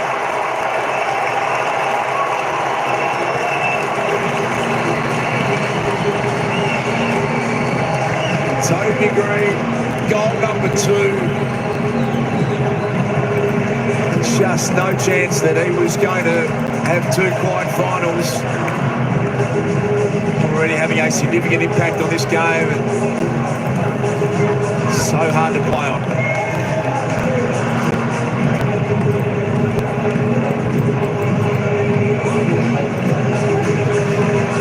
This is just well done from Toby Green and the small forward, just ready for that little switch inside. They know that the Brisbane Lions like to take uncontested marks and move the ball that way. Toby Green switched onto it, and as we've noticed a couple times tonight, if you give him a centimetre, he'll do something amazing with it. There's the finish. 45 metres out, just lays across the check side. Good enough to get it rolling in the right manner. It's quite impressive. Bedford. Rayner committed hard. Dunkley gets the defensive hand pass. A sidestep from Berry, who spirals it forward. Coming out to meet it, Buckley. He's not aided by the bounce. Hipwood's now a chance. Knocks it back, but straight to Ash. Ash is caught, tackled, gave it up to Ashcroft. His kicks right across the face and through for a minor score.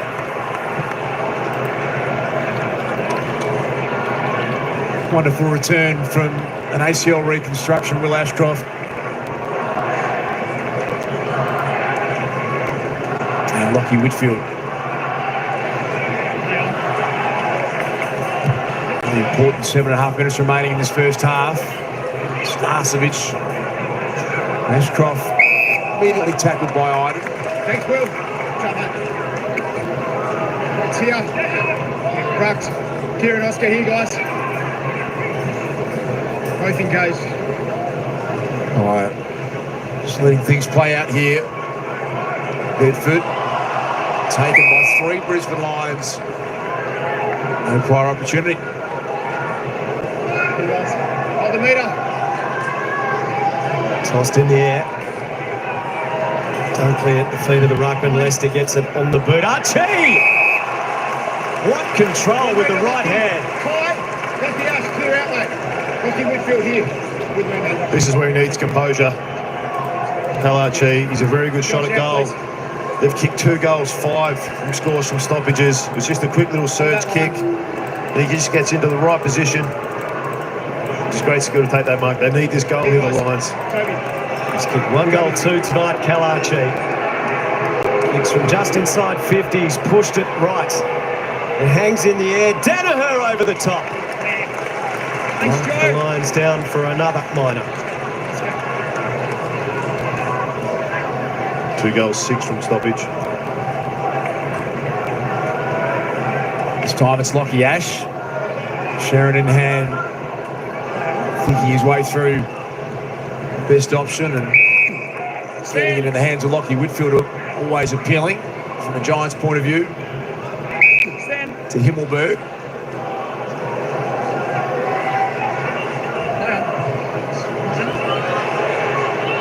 Waited that one to Cal Ward. Patient build up this one from the GWS Giants. Well, now looking to go long down the line. Jesse Hogan. Some body work on. Starcevic. O'Halloran had a nice impact coming on as the sub. Just joined us, Steve Canelio. Subbed out earlier with what appears to be a cheekbone issue. McInerney and Briggs lock up. Berry dragged down. Let's get Kieran, same again. Thanks. Hogan with a couple of goals to his name. Neil hunts it, Bedford hunts him, as he has done all night. McInerney works it forward. Archie was held. Free kick against Whitfield. Brisbane. Loves to manufacture a goal from here, the Brisbane Lions. Cal Archie keen to get it moving quickly. Looking for a mark from Dunkley. Whitfield fights on. Made a good contest and Ward wanted the boundary line and was able to find it. Did a great job there of getting back Lockie Whitfield. Dunkley was out, just put the head down, dug in for a couple of big steps.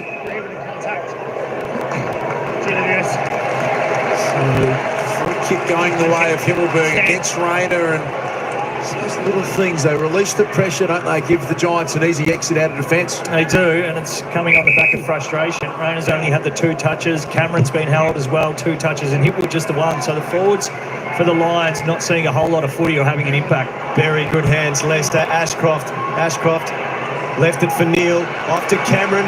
Cameron inside 50, goes towards goal. Out they come, off hands. It'll be tossed back in. How would you get Rayner into the game, Hodgie? Put him into the middle for a little bit, even as play him up as a 5th. Just get him to run around, have a bit of freedom. He's a big, strong boy. Let him break through a few stoppages, try and get his hands on the ball that way. So the 2 rucks come at it. Briggs knocked it down, picked up by Dunkley, didn't make good contact. The camp underneath it, knocked by Hipwood towards goal. And the Brisbane Lions now in this quarter, 1-5. Even the option to put Lockie Neal out of that centre square and just see what Bedford does. Pose a question, give him a different look, send Rayner in, and Neal can come up as the extra if he has to. Just made that GWS coach's box think a little bit more.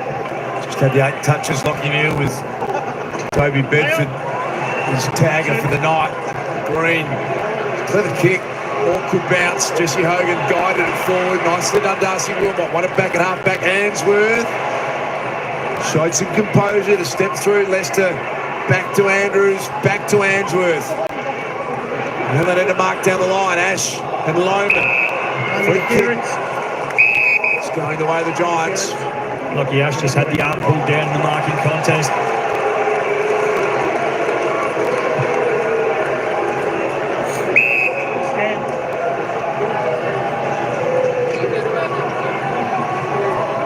Nothing really on offer for Ash in the middle of the ground.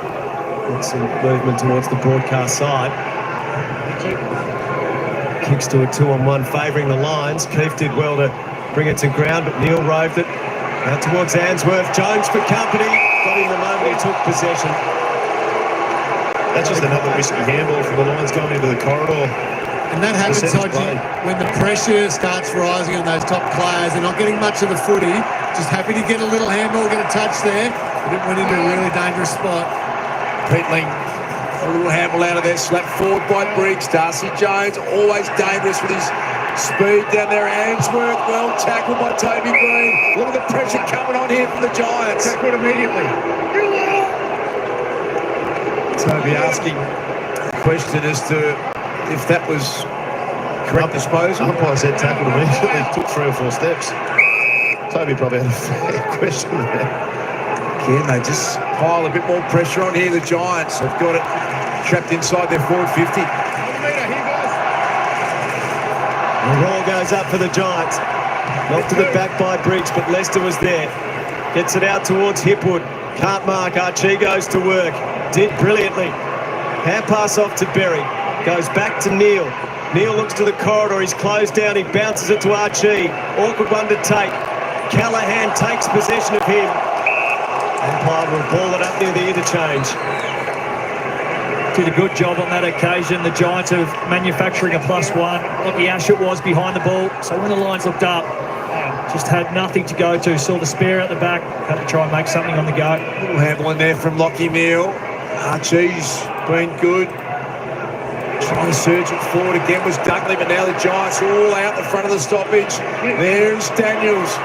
Such a clever player. Peatley's got forward there, storming. This is the orange tsunami we talked so much about. Kelly's got another runner. Green. And he went the ambitious banana. And it's been marked by Toby, but out of bounds on the full. It's that run, spread and link up from the Giants that are making it's making the Lions look lazy. They're getting them caught on the back foot. They're getting multiple numbers in front of the ball. That's very hard to understand from Starcevic. He kicked it straight to Buckley. So hard to know when to come forward, Hodgie.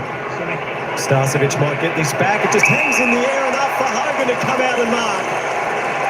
The line up for his third. When you're playing in that defensive line, your reactions are all made to the person in front of you who goes forward to defend. And at the moment, the Giants are coming out with so little pressure that there's no real hang time on the ball. There's large gaps you have to close, so you're coming from 15 metres away. That's why they're getting the overlap and the Joe the Goose.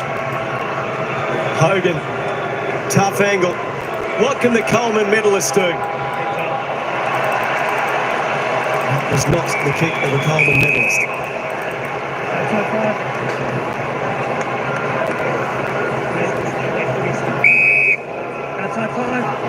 Adam Kingsley got a lot he's still thinking about. They've got a 15-point lead, but a really dangerous Brisbane Lions team. Can Danaher get involved here?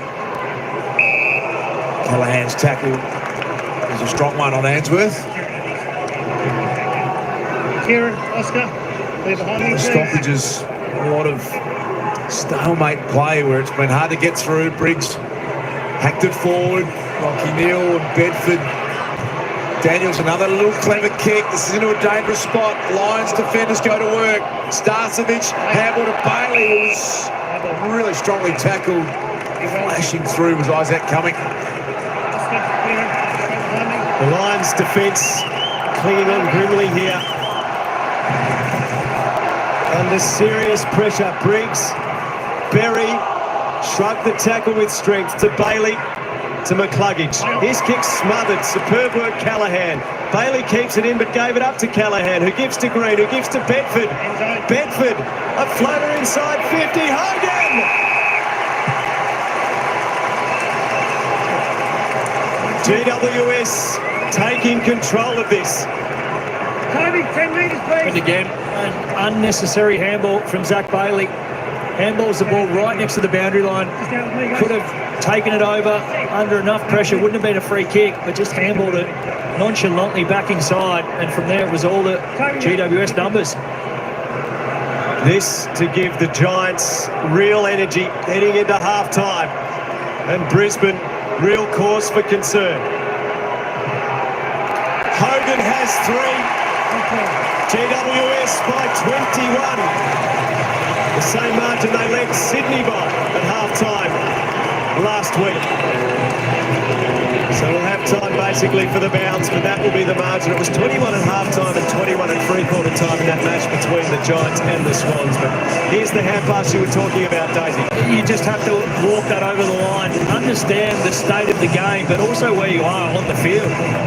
You've defended so well, so valiantly for the best part of 2 quarters now, held up stoppage after stoppage, and then just a real gift right on the bell of half-time.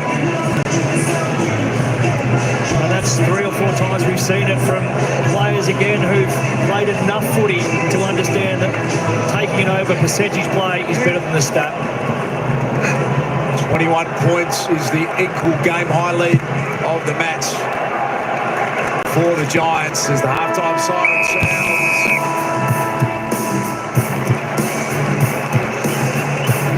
Welcome back to halftime, brought to you by Matronics. 21 points Brisbane. Jesse Hogan's played a big role in the opening half. He's got 3 goals. Jason Dunstall, David King and Joey Montagna. It kind of feels like the Giants should be further ahead. It's been a good game, but that's the minimum they should be ahead. So 20 to 30 points is probably the margin. Brisbane have missed a couple as well, but the Giants had some really good opportunities to put some space on them there. But certainly at the moment, the game is in the control of the Giants. Coaching masterclass. They absolutely brain them in the coach's box.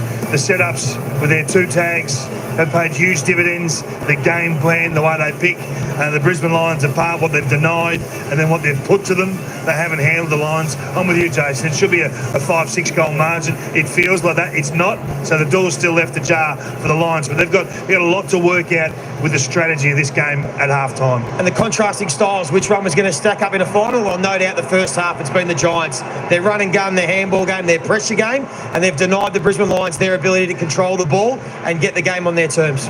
Our halftime highlights taste better with Pepsi's around that man, Jesse Hogan, the Coleman medalist. One of the stories of the season, he played a great final against Sydney. Kingy said before the game, if he kicks 4, the Giants win. Well, Jace, he's got 3.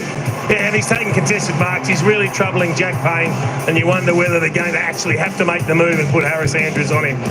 Andrews has had a couple of marks taken on him by other players as well, so maybe it's time to make that swap, take a bit of pressure off Jack Payne. But some of the goals that he kicked, and he missed one before that he kicked out in the full. Probably should have those 4 in the first half. But he just looks dangerous. He makes space, he leads, he holds his position well, and he's just imperious up forward. They have to make the move, and Harris should have decided to make that move himself. We heard Chris Fagan pre-game say he leaves it up to them. He doesn't mind who's on Jesse Hogan.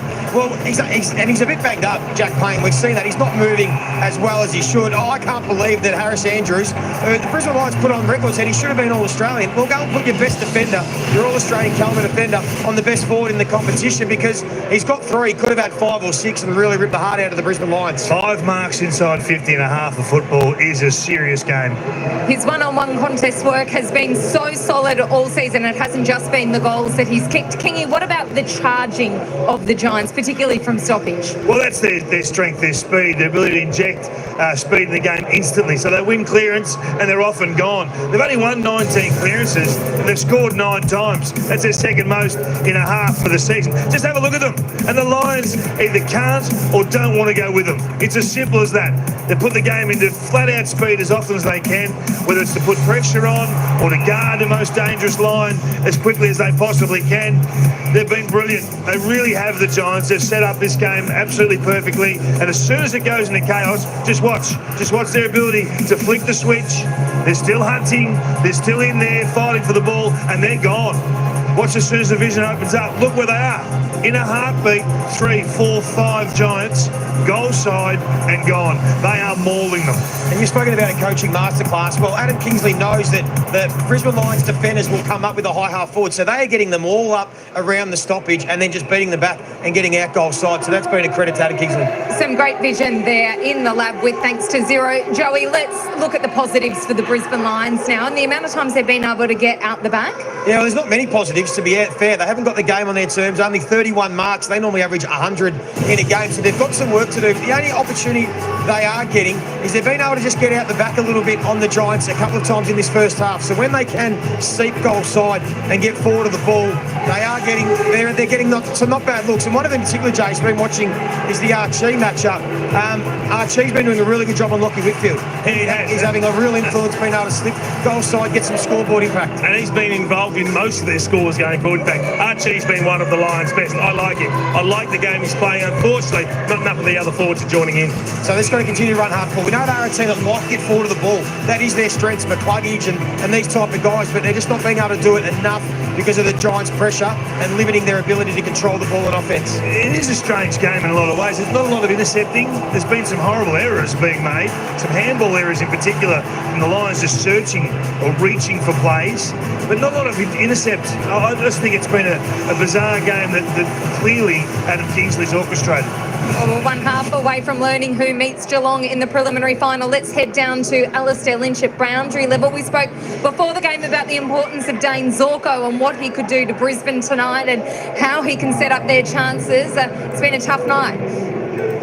It certainly has been, and I think, Sarah, we showed pre-game some of the dangerous kicking or the they're kicking into the corridor that just really sets up the uncontested marking game and the run off half-back for the Brisbane Lions. Now, Dane Zorko, he worked his way into the game sort of in the first 10 minutes, didn't have a touch, but then he's leading with 13 possessions now. But we see kicks like this. This is not what we see from Dane Zorko all season. He missed that target, so there's a turnover there. And this is the build-up of pressure. Now, this is the good Dane Zorko. Takes the kick out, gets involved again, almost identical to what we showed pre-game, and hits another dart, hits a target.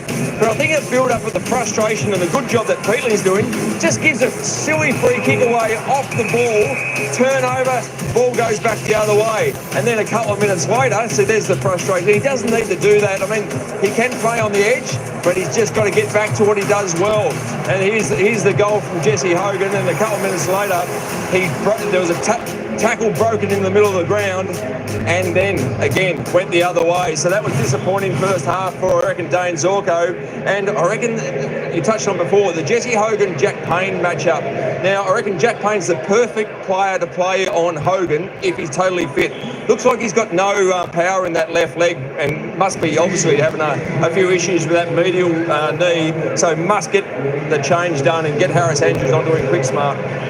We'll have a close eye on that when the players return out to the middle at ENGIE Stadium. Jace, Joe Danaher, we've seen a little bit of everything from him, as we do every game. 2 goals, 1. What have you made of his performance? Yeah, I'll take you Dane Zorko and I'll raise you a Joe Danaher. He's the Forrest Gump of the AFL. This is your box of chocolates. You never know which one you're going to get. That's a regulation snap around the corner for a left footer from the pocket. Should have put that away. Then he gets out marked, and you just see there his body language is always a bit of a... Then he uses his body really well. He holds Taylor off, kicks the goal, does particularly well. Then he goes into the centre bounce, gives away a silly free kick, doesn't understand it all, costs them a goal, but this time he's paying attention, he makes the tackle, he kicks them a goal. You just never know what you're going to get, but you do get the full gamut. Everything is on the table when Joe Danaher's involved. That's why he's so entertaining. Life is never dull when Joe is around. All right, let's head to the break and check in with Sportsbet for the very latest. All right, folks, that's a little bit of a wrap up from the commentators there. We'll get back to them as soon as possible, as soon as they are back. But wow, what a quarter. The Brisbane Lions putting on 1 goal, 5, kicking inaccurate. And of course, well, the Giants were a little bit the same. 3 goals, 4. Brisbane has not turned up to play. G'day, Kai, how you going? You're probably, you know what, you're probably half right there. Their pressure hasn't been what it should be, like the Giants' pressure have been. And, you know, you just got to bring it to the big stage. You know, there is no next week. There's no next week. You got to do it. And, of course, that being said, you know, the Giants do look pretty fast out there. They do have their link-up running game going pretty well. As they said, the commentators... You know, around those stoppages, once the Giants have got the ball, the players are already off and running, and they're running in a wave of 3 and 4 players, goal side, heading down that way and giving themselves the best opportunity. Tell you what, Brisbane have got a lot of work to do, and of course Jesse Hogan had a fantastic second quarter there. I think they've got to make that change, put Harrison on him, because Jesse Hogan is toweling up his opponent there. Tom Green leads the way, though, for the Giants on disposal count, 14. This just shows you the Giants love to share the ball. There's no dominating player on the ground. Just 14 touches, the highest so far. 7 kicks, 7 handballs, 2 marks to Tom Green, having a good game. Dane Zorko, tell you what, he needs to pull his head in a little bit. He's getting frustrated, giving away a few silly free kicks, which resulted in a GWS goal, which changed the momentum. Brisbane were going forward on the wing, and of course that could have set up a scoring goal shot for Brisbane, but unfortunately turned it round, and that gave the Giants a goal. So that turned a little bit of momentum there as well. So he needs to pull his head in, concentrate on his game, stop the frustration, do what he does best, and that's play good football. Lockie Whitfield, next best with 12 with Jared Berry. Lockie Neal with 11. Hugh McCluggage, don't forget your luggage with 11. Let's roll down a little bit. Lucky Ash with 10. Darcy Wilmot there with 8. Jesse Hogan, he had a great quarter, that second one.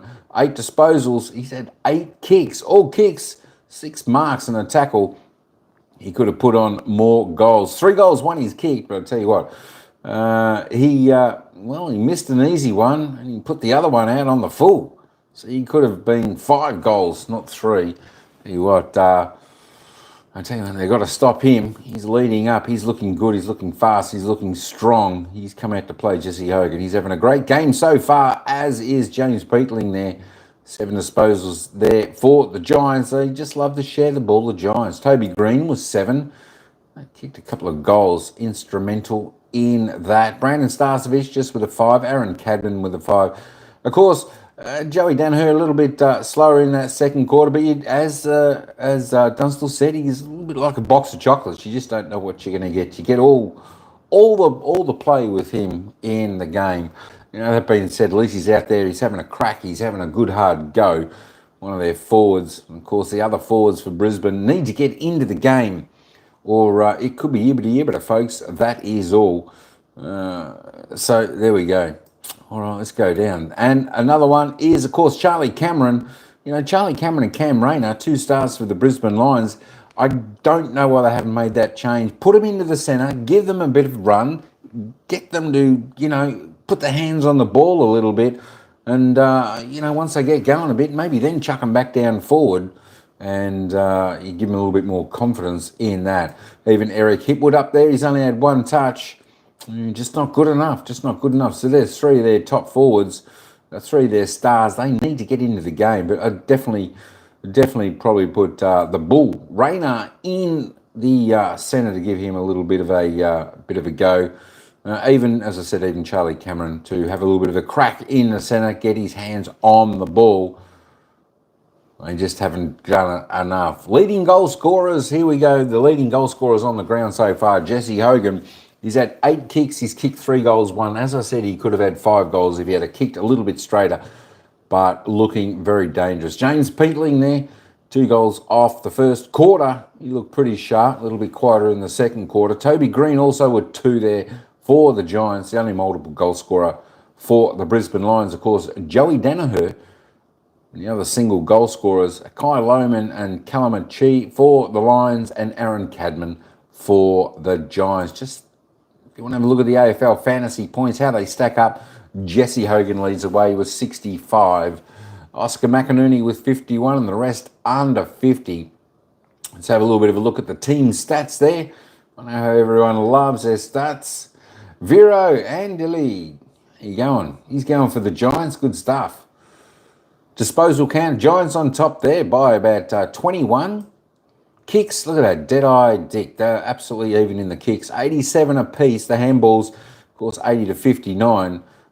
Giants linking up well, as I said, through the wing, getting that midfield run, and they're looking fast. They're looking exciting when they get the ball and they do that run and carry. That's the tsunami run. Inside 50s, both having their opportunity. 26 inside 50s for the Giants for 15 scoring shots. That's pretty good. And of course, 14 scoring shots for 25 inside 50s for the Lions. So they're both getting plenty of chances. Inside 50 efficiency for the Giants, 69. That's pretty high. 20% above their season average. Lions on season average 52. Disposal efficiency around the ground. Both teams, well, just a bit under their season average, 68, 65%. Free kicks, not many free kicks really been given in this match so far, but a couple of silly free kicks that have caused a goal through the result of the actions of some plays. Dane Zorko, to name one. The hitouts, Giants well on top there, 31-17, but it's the Lions winning the clearances, 25-18. Centre clearances, Lions by 2. Stoppage clearances 19-14 to the Lions, just not getting the reward for their effort. Contested possessions pretty well even there, 70-66. Uncontested, they're just controlling the ball, the Giants a bit more, 93-74. Turnovers, well, the turnovers aren't too bad. Not they're still pretty low, folks. 23-26, well under their season average, so it's a pretty clean game. Very clean handling of the ball from the Giants. As I said, they're doing a great job. Look at that time in possession for the match. 50% to the Giants, 31% to the Lions. Both taking a fair amount of grabs there. 35-31. Mark's inside 50 though. Look at that. The Giants 12 already up until half time. 13 is their season average. They've hit that mark just about already.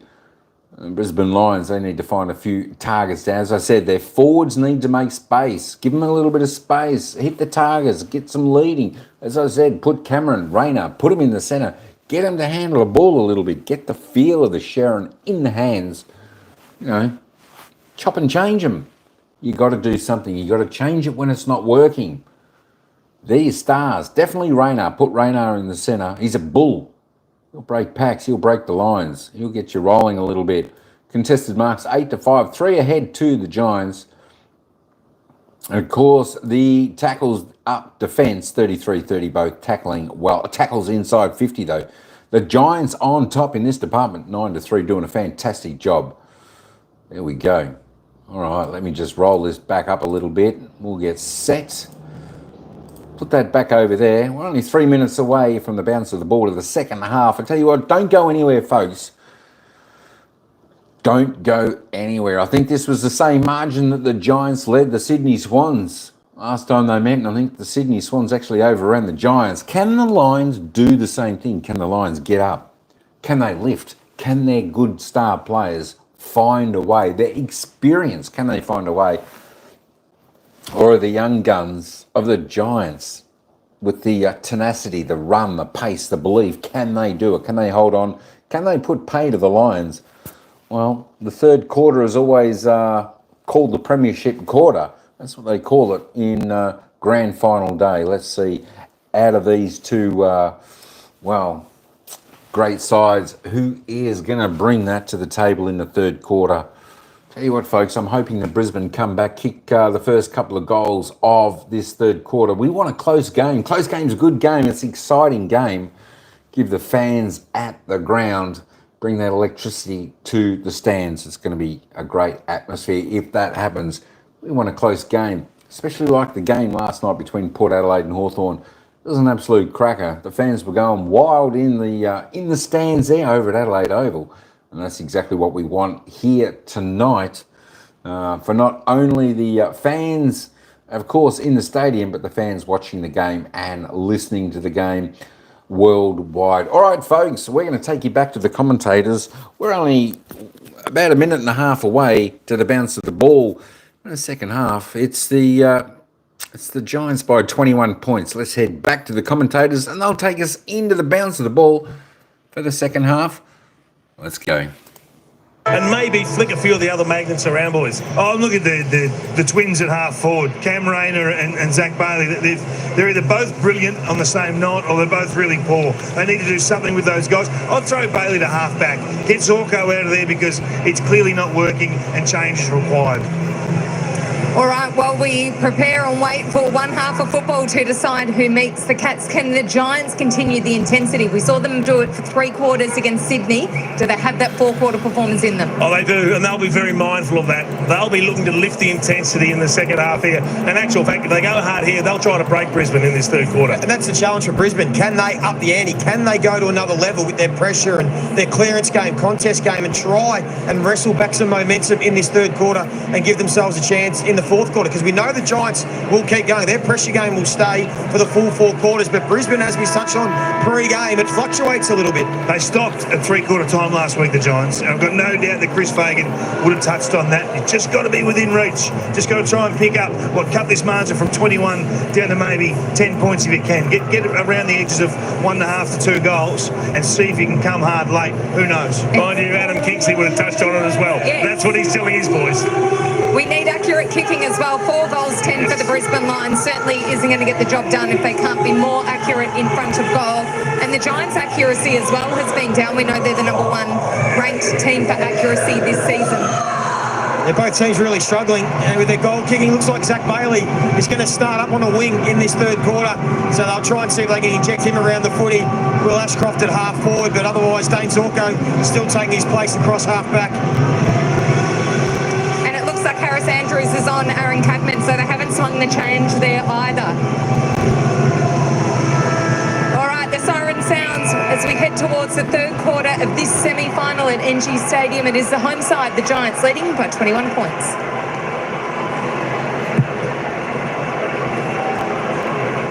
Briggs taps it down. Bedford tackled by Neil.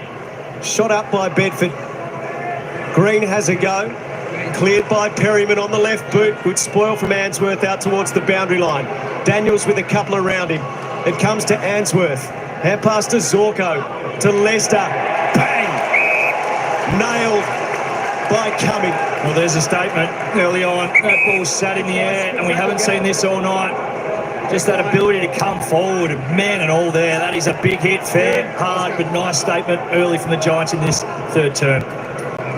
McInerney hit it down, but it didn't clear the space, and it's picked up by Green. Tom Green, that is. Awkward bounce to the Lions defenders. Jesse Hogan swooped on it. Cadman is a class act. And Starcevic just desperately able to get that over the line under a bit of aggression from Toby. As you look out, there's been no real structural change from the Lions. The only one sorry, Hodgie, the only one I can see is at the top of the screen there is Joe Danaher hasn't left the 50. That's Joey Moshwell. So just completely disconnecting himself from the rest of the offence though.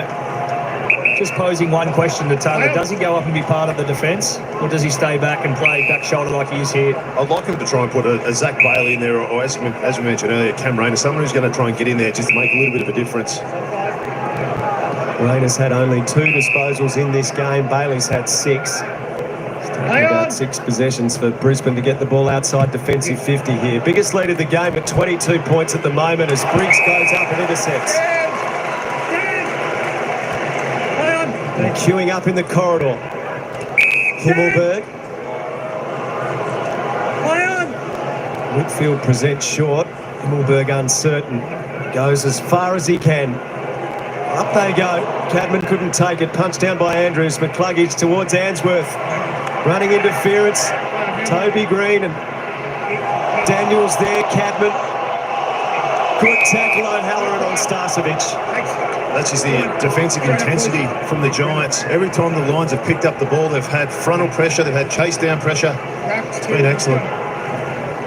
Great ability to trap that in, and you can just feel the heat coming on the Brisbane Lions defenders. Toby Green went without it. Hugh McCluggage secures the footy.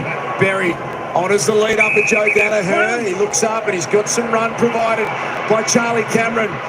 Not a great kick.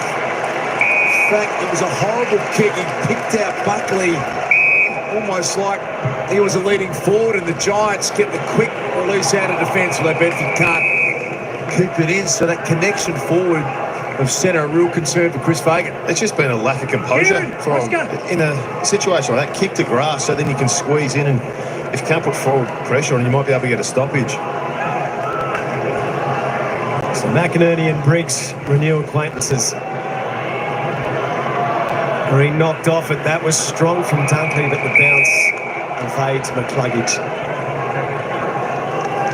It's just the look that the Lions are getting going forward. So on that occasion, Jack Buckley was the one as the spare out the back. So Charlie Cameron looks up, does the right thing, sees grass in front of him, but Buckley is there. He's that gatekeeper. He's the one not letting anything get out the back, that chase to grass. Green taken by McCluggage. His hand pass a little hopeful. Bailey there. Peatling hassled him off it. Cumming takes a few metres round the boundary line. Cadman taken over the shoulder. Free kick against Andrews. Stand, Harris, stand. Formed really well, Aaron Cadman. So far in this match, that works to Green. Next one is Bedford. Archie. Flying pass. Now Toby Bedford. Toby Green. Good effort, Starcevic. It's just those little kicks, those uncontested marks. They're just building the ball up. Daisy, this is the play that you were talking about? Yeah, there's that Buckley positioning. So Cameron's trying to invent something because Buckley had just done such a good job of guarding all of that dangerous space. Needed somebody from the Lions to break through it, provide an option. Again, the ruckman have to come at a shallow throw-in. Neil's hand pass straight to Briggs. Briggs got it out. Bedford back to Briggs. Could the big fellow? Oh, yes. That is a big, perhaps giant moment.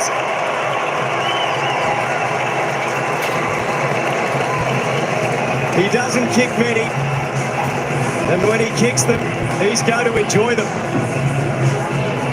First goal of the second half goes to GWS. And that margin has ballooned to 28 points, the most significant it's been in the game.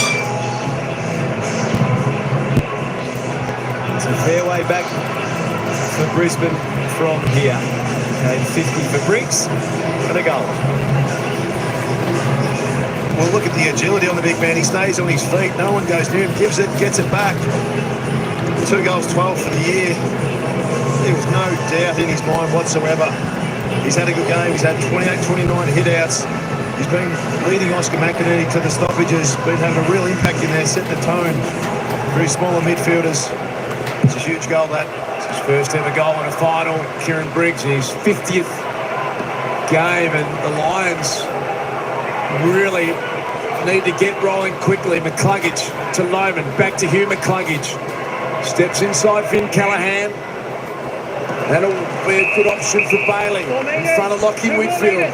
McInerney's pushed hard down. He got off Briggs. It's the all-important kick. Bailey hesitating. Heads to the top of the square. Danaher down there. Big pack.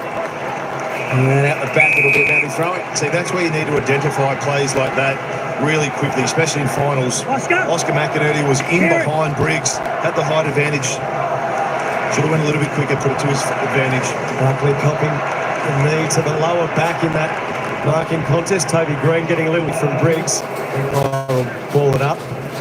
Get some strapping around the left upper hamstring. Bailey appeals for the free kick. Neil swarmed upon. Ward gets a clearing kick out towards defensive 50. Zorko's clever tap. Smashed into by Green. Peatling picks up, he's caught.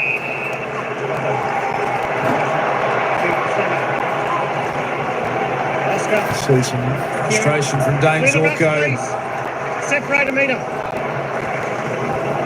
Toby, that little bit of tape around his hamstring, trying to fly through Zach Bailey. Kai Loman tries a strong tackle. That's a better look though from the Lions. Numbers through, a bit of confusion. Gets some speed around the footy. Cameron, Bailey just causing some havoc. You are again, Charlie Cameron. Can he keep it in? Zach Bailey. Instead it's picked up by Iden. To Tom Green, disposed number 18. Playing in front of Jesse Hogan. Darcy Wilmot gets back. He'll try and keep it in, but Peatling was all over him.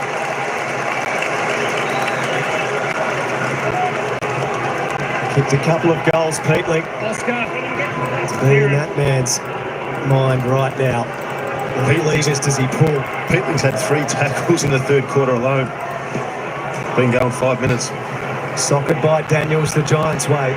Wilmot and Jones. Taken by Berry. Jones, he slipped the tackle and sidestepped him. Ainsworth in field. Berry, a bouncer to Dunkley. Too far out in front of Neil. Neil stalled for a second by Kelly, who flicks it up cleverly. Himmelberg around the body. Unable to take the mark. Zorko tries to tap to the advantage of Wilmot. Then he smashes into Jones. He's had a really challenging night, Dane Zorko. There's nothing working for Dane Zorko at all tonight. The kids went turned over. Hipwood got back to half back. And they get it moving from here. Here's the release to Dane Zorko. Oh, what a beautiful kick he is. It was just, as you said, McInerney out, and that inexplicable for Dane Zorko. Was that on the full or insufficient intent? Insufficient intent as the decision made. That is unbelievable. He's trying to kick it to Oscar McInerney. Shanked the kick. Lions will get it back here. Neil. Can he do something with it? Danaher over the back. Bailey tried to tackle Himmelberg, who got it to Perryman. A high kick that won't clear defensive 50. Dunkley. He gives it off. Danaher doesn't time it at all well.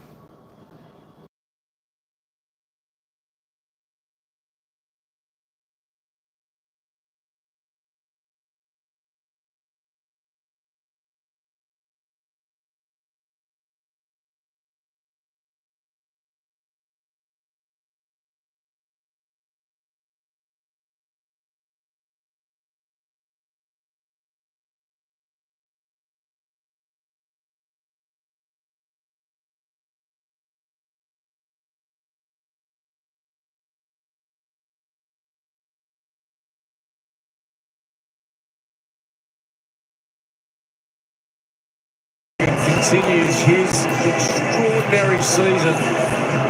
76 goals for the year. And all of a sudden it feels like a long way back.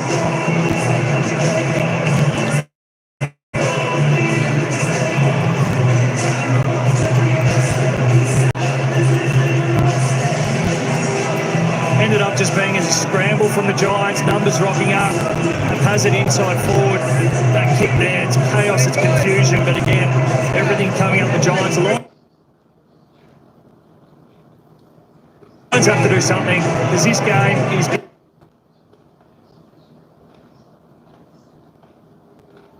getting out of hand. This margin is starting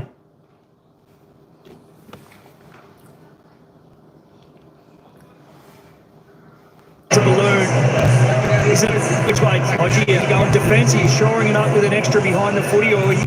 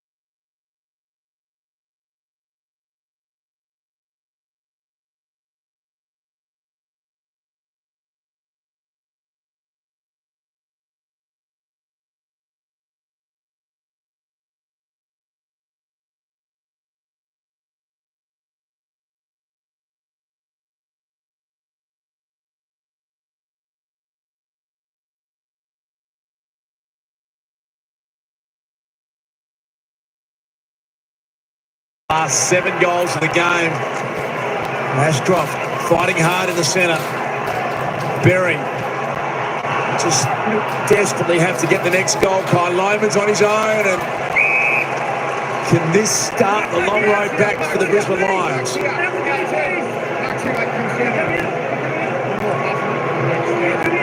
Kicked their last goal in the first minute of the second quarter. That's how long between goals, and he decides a little party trick.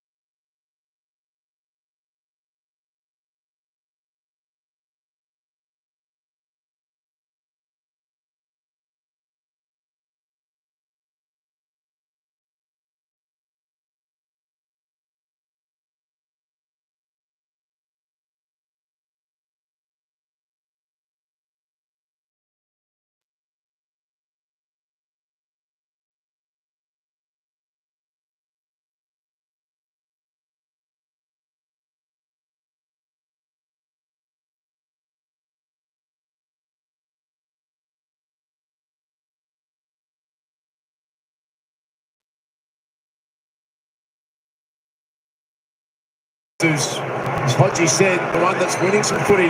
Joe Danaher couldn't keep his feet.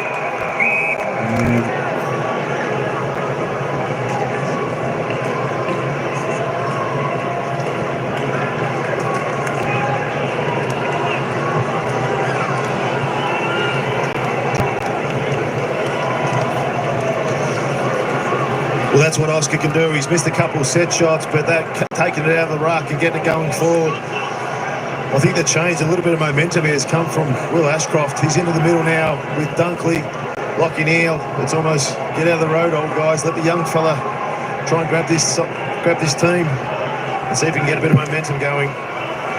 So 2 in a row. Can they make it 3 or 4? Here comes Neal. Kicks out towards Archie at half forward. Himmelberg with him. Archie tries to evade, and he took the ball over the boundary line before getting his hand pass. Darcy, if you're Big Oscar, are you trying to get some separation from Briggs? That centre bounce there, he was happy to stand side by side and make it a strength contest. Feels like that is playing into Briggs' hand, that Oscar, when he gets a bit of a run at it and gets a chance to move, he's a much more dangerous ruckman. Neither got a hand to that. Zorko to Wilmot, couldn't quite handle it. Dunkley goes hard and low and got taken high. Free kick Brisbane, and they play on to advantage. Ashcroft involved again. To Neal at the top of the 50. Could their inspired Jewel Brownlow medalist deliver? He can't. Feels like there's a little bit of life in the lines that last 5 or 6 minutes. And they need to keep asking questions of this Giants defence. Keep the pressure on. Don't let the ball slap straight back out, go up the other end. Jack Payne managed to make sure that was brought to ground. They are winning some 50-50s. Rayner, great to see him with the footy. Gets a little 1-2 going. Punches a low driver in the Charlie Cameron direction. Here's Lockie Neal. Can't keep it in. At ground level, you start to feel like there's some life still in the Brisbane Lions. Yeah, just a little bit, Darcy, and it's building because they're hunting around the ball better. The contested ball, the clearances.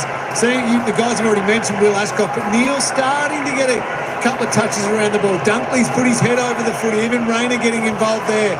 They're hunting after it, and that's getting them sparked. Dunkley towards Fletcher. He's knocked off. Ashcroft goes through, but Ward so tough underneath. Himmelberg knocked it out. Still alive ball. Ash closed down. Cameron towards Ashcroft. He's got them swarming from all angles. Darcy Jones gets a clearing kick. A bit of pushing and shoving here. O'Halloran stays on the job, but he can't quite win it. Handsworth back to Berry. Where does he go? That's a kick in the direction of Lohman, who's shepherded out of the way by Bunker. And the umpire saw it. I thought he got away with it. So Lohman's free kick just blocked the space and did not allow Lohman into that marking contest. Lohman with the set-up kick. Can they find a mark? Danaher goes to ground. Play goes on. Briggs is down there. Rayner working hard. Ashcroft onto the boots. Ashcroft stuck it home by Cameron. They've got 3 in a row. 400 career goals for Charlie. A volley that gets Brisbane back in it. The margin's 25 points. The trend of the game has changed. Brisbane winning those ground balls, putting pressure on the Giants' defence all of a sudden. The spark has been lit. Can they turn it into a bonfire, Brisbane?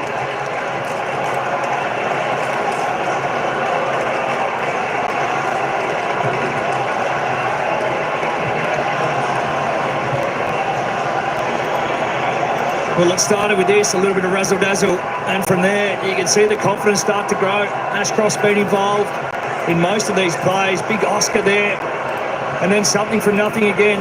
Just work right. You can see Ashcroft coming into the screen there. He came off Tom Green. He's the one just lurking around.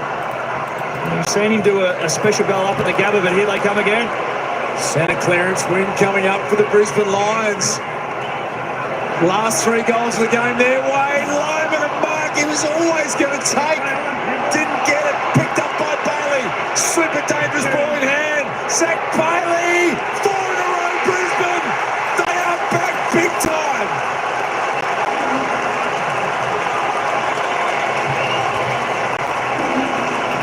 In boxing terms, they've taken a standing 8 count. You were just about to see the flag waved, and they have come back from nowhere. And there's a bit of scar tissue maybe from last week here for the Giants to deal with.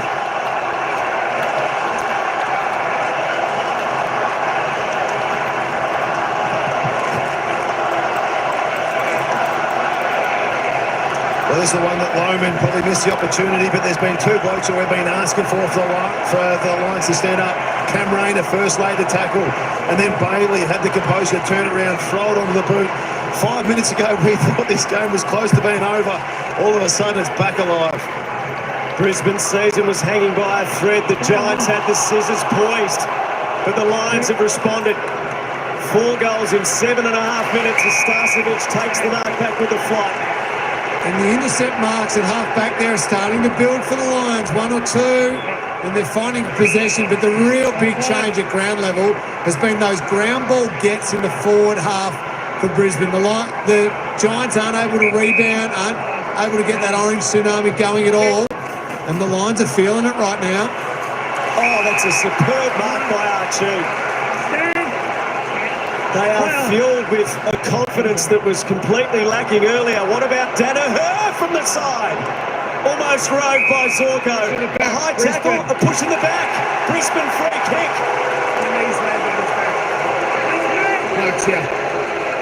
It was a brilliant effort from Danaher just to bring the ball to ground, and now Zorko. Toby Green. That was real. Toby, 1 step back, that's it. This would make it 5 goals in 18 kicks.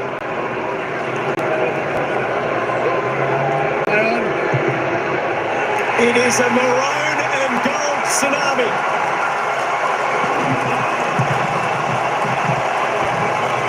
They have cut the margin to 13 points in the most extraordinary fight back.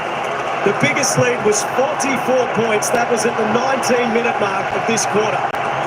10 minutes later, that margin stands at 13, and there is one team in total control of general play.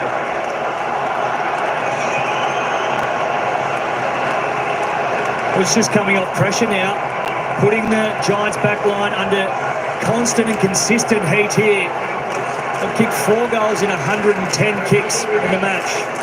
They've now kicked the next 5 in 18. And that's certainly a great cause for efficiency. GWS had a 28-point lead over the Sydney Swans in last week's final, and you just feel there'll be a little bit of scar tissue from that as well. Ash, can they get a steady and goal? The Giants. Answorth dropped it. O'Halloran picked it up. Lockie kicked 1-on-1. Harris Andrews. They are winning all the important ball. Brave kick to Dunkley. Pulls the trigger, looking for Hipwood. Archie took a brilliant mark a moment ago. Couldn't get the second one. Whitfield slides in with a tackle. Daniels dangerous. Oh, a little fumble. Picked up by Fletcher. Back to Archie. Big up and under ball. Charlie Cameron wants to get it to ground. They do. Picked up though by Callaghan. Callaghan jams it on the boots. Payne and Keefe in a tangle. Peatling didn't get a good piece. Tap to the side by Keefe. He's in over the top of Dunkley. Peatling tries to pull it away. Couldn't do so, but Kelly will get it. Callaghan's hand pass too heavy. Psychologically, the shift that has gone over these two teams. And that man there, he's demanding more. And rightfully so.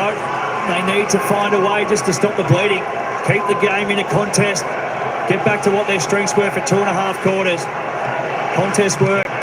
Daniels, a threatening kick. Hogan! When they need the hero. He sees an option. He squares it up. O'Halloran will go back and settle Giant nerves.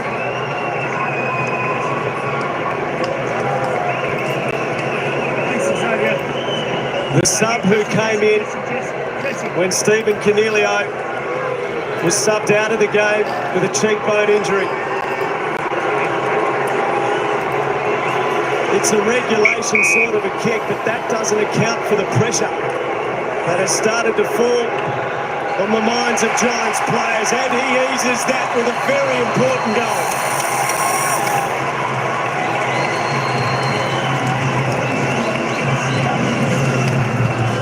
Just a little settler for GWS after an extraordinary onslaught from Brisbane. The Lions have, without question, got themselves back into this game.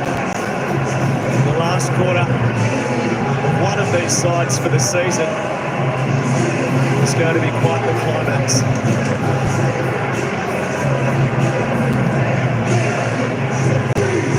McKenna's just been subbed into the game, but you've got to be more competitive than this. You can't give Daniels that much time and space at a centre forward stoppage. It's just a quick surge kick. We know how dangerous the Giants' forward line is. That's just too easy. You've fought that hard to get back into the game. To give up an easy goal like that, need to be more prudent around the stoppage. It's 5 goals apiece this corner, which doesn't tell the full story of just how extraordinary this game is. Out of the centre go the Giants. Jesse's done it again. He's unplayable. Just a subtle shove at the right time. Spoke in the pre-game about just how good he is at identifying where that ball is going to land. And as simple as that sounds, he does it better than anyone else. And as a result, he gets these looks in dangerous spots. First person ever to win the Rising Star and then go on to be a Coleman Medal winner. That is his 6th contested mark.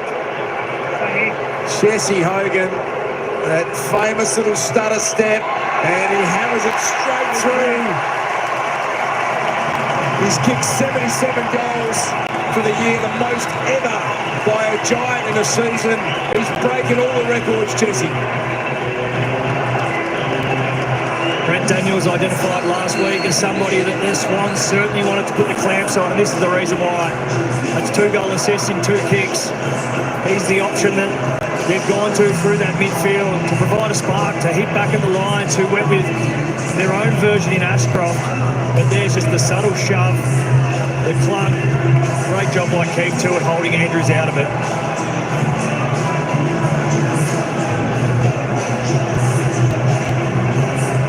Look at that elation from Hogan. those 2 goals put a little gap back in at 6 contested marks for Jesse Hogan. That's an equal career high for him. Neil out of the middle. He's caught through McInerney somehow. Rayner gets it moving Brisbane's way. Hipwood comes to meet it. Knocked off it by Buckley. Taken by Bailey. He's caught by Buckley, who is not content doing one job. Backing out this way, Oscar. Let's go, Kieran.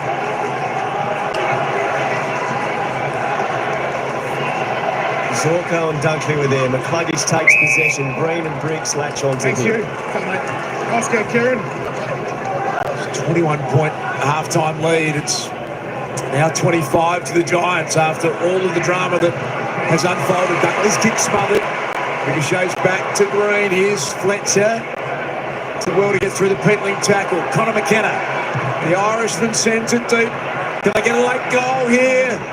Joe put a hand up. Live ball ground level. Taylor put a hand out. Rayner, there's Sam Taylor. He's almost rugby style. Tried to go for touch. And there might be half a second remaining. Joe? It's going to take Joe Danaher to kick this out of the ruck. Gary Ablett senior style. He won't even have time for that. He has actually managed to get that through, Joe, but not in time. So 25 points. They cut the margin back from 44 to 13, Brisbane in that quarter with 5 consecutive goals. As they turn for home, it is GWS 14-8-92. Brisbane showing they will make a real fight of this. 9-13-67.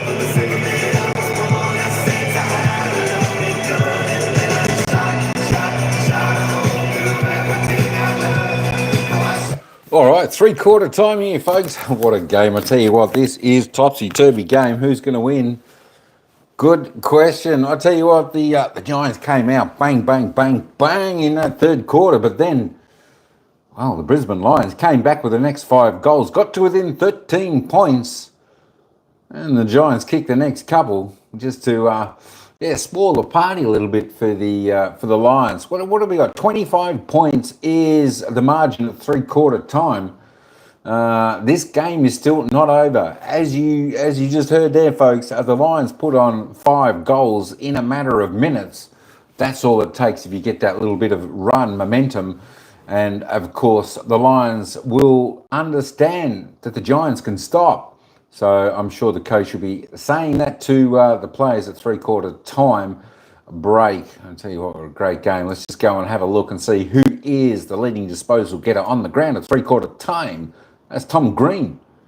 There we go. Of the Giants, 22 disposals, 12 kicks, 10 handballs, 1 mark, 2 tackles. He's kicked a goal. Well done, Tom. You're doing good. Harry Himmelberg. Next best was 17. Dane Zorko, Hugh McCluggage, and Jared Berry, the best for the Brisbane Lions, all on 16. Lockie Neal up to 15 now. Will Ashcroft 14. Harry Perryman 13 as we keep going down. Lockie Whitfield only on 12. Callum Ward 12. Jesse Hogan, I tell you what, he looked good late in that final part of that 3rd quarter there. Snagging another goal. 11 kicks, 11 disposals, 10 kicks now. Taken 6 grabs, 4 goals, 1. He's having a good game. Here we go. Calamachi on 11, still with just the 1 goal as we keep on going down. Let's see how the other boys are going. Toby Green, tell you what, he's having a bit of a quiet game. Although he's hustling, bustling, trying. He's still only at 8 disposals, but he has kicked those 2 goals. Joey Danaher, he needs to lift. Come on, Joey. We need to get a few goals out of you in the last quarter. He's still got his 2 goals. His 8 disposals. Let's go and have a look down there. Charlie Cameron still only on 4 touches. Can't get into the game. Cam Rayner again can't get into the game and hit with the 3 big guns down there. Really quiet there for the Brisbane Lions. As a Cats fan, I'm kind of scared of GWS, but I'd say the same thing as Port before we versed them. I tell you what, all the teams left. All the teams left are dangerous. All playing pretty good brand of footy. Port was exceptional last night. GWS always seems to bring in. It's just whether they can sustain the 4 quarters. That is what we're going to find out in this final term coming up not too far away. And of course, Geelong. Sometimes Geelong can bring their A game or their B game. I think the good thing with Geelong is Paddy Dangerfield's been on fire in his last few games, and Geelong lift when he does. Jesse Hogan, leading goal scorer on the ground with 4 goals. James Peatling still with 2. Toby Green with 2. Joey Danaher still with 2. And then we've got singles to Lohman, Green, Cadman, Briggs, Ash, and Archie. All right, let's take this back here. We won't. We've still got. All right, let's have a quick glance. I'll just run these down. It's the Giants by 19 disposals overall. You can see the kicks, the handballs. Inside 50s, 39 apiece. Tell you what, it's going to be a cracking last quarter, folks, coming up. All right, I'm going to take you back down to the ground, and the commentators will take us into the final quarter. Just over a minute to go. It's the Giants 14-8-92. 25-point leaders over the Brisbane Lions, 9-13-67. If the Lions want to have a chance, they need to kick straight, need to kick direct, and put pressure. This is it, Lions. 1 quarter left. You're either back next week or back next year. They're going to play free-flowing football and take the game on in Brisbane.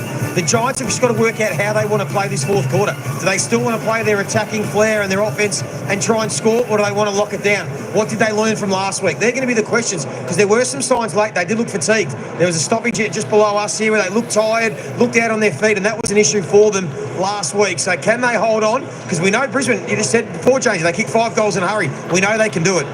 And there you can see the turnaround by the Brisbane Lions. Jace, what about the performance of Jesse Hogan? 5 goals. He is having quite a final series. Yeah, he was the difference. I mean, this game looked dead and buried. The boys have given up on him. I was the only one that stuck by the Lions. They kicked that 5 in a row. But then when they needed a bit of breathing space late, entered Jesse Hogan, the big man, taking the contested mark. He kicked 1. He set up another. He's just been unstoppable. And for whatever reason, they've refused to put Harris Andrews onto Jesse Hogan. And you know, maybe at the end of the day, that costs you the result. Brisbane just can't stop the Giants scoring. They still kicked 6 goals that quarter. They've gone 5, 3, and 6. They're 92 points in 3 quarters of football in a final. That's a huge number.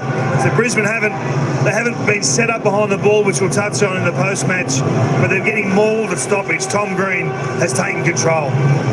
1 quarter of football left to decide who meets the Cats in the preliminary final next weekend. The Giants at the moment in the box seat, but they did let a really similar lead slip against the Sydney Swans. They're going to have to be ultra professional to close this one out. And what will the Brisbane Lions throw at them? They have one more roll of the dice for season 2024. Let's head back out to the middle. Long awaits in the prelim. Briggs the tap down. Kelly back to Perryman. Goes to the outer side wing. Jones will have to wait. Leicester have the height advantage and takes the mark. Ashcroft so influential, getting Brisbane back into that game, into the game in the 3rd quarter. He goes to half forward. He put from behind. Spinning through Perryman, lost possession. Rayner caught. His tackling's been a feature. Cam Rayner, just the 6 disposals in this match. He's got the ability to explode and have a big impact. Ashcroft has been influential. Hold that meter. Can they kick a couple of early ones, the Brisbane Lions, and really ask a question? The Giants, Whitfield, advantage has been paid. Daniels is going to come across goal. He needs Toby. He positioned himself beautifully there, Toby Green. Such a smart player. Callahan had the wheels to burn off Berry. To half forward and Cadman. Under his fist, Darcy Jones. Quick kick has gone out of bounds on the foot. Well, it was clever body work, but I'm pretty sure under the interpretation it's a free kick if you don't come back and touch the ball before then it hits the ground. An unrealistic shepherding attempt. Umpire was in good position, didn't see it that way. I just feel like now, though, the scoreboard's going to, at some point, make the Lions take the game on. All or nothing through the corridor, and I think that's the best way they've got to challenge the Giants. Idens hand pass taken by Neil. Out towards Berry. His hand pass slapped down by Darcy Jones. He's clever and onto it. Daniels has got one out the back. It's Toby Green. He He dropped the mark he should have taken. Pops up and goes. Toby's got 3.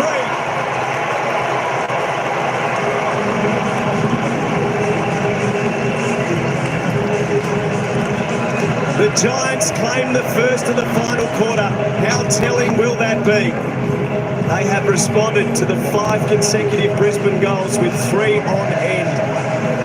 It's pickle juice time as the tension ratchets up, the fatigue kicks in, and these players bust their gut in pursuit of a preliminary final.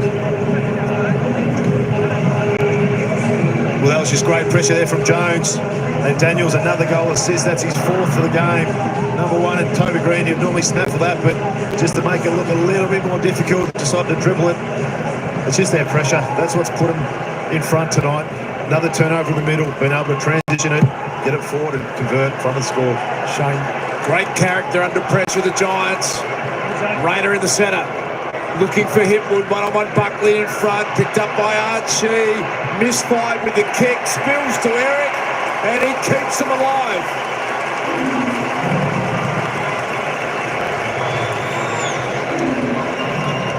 Eric Hipwood, his first goal of the final. Just the 4 touches, but that was an important one.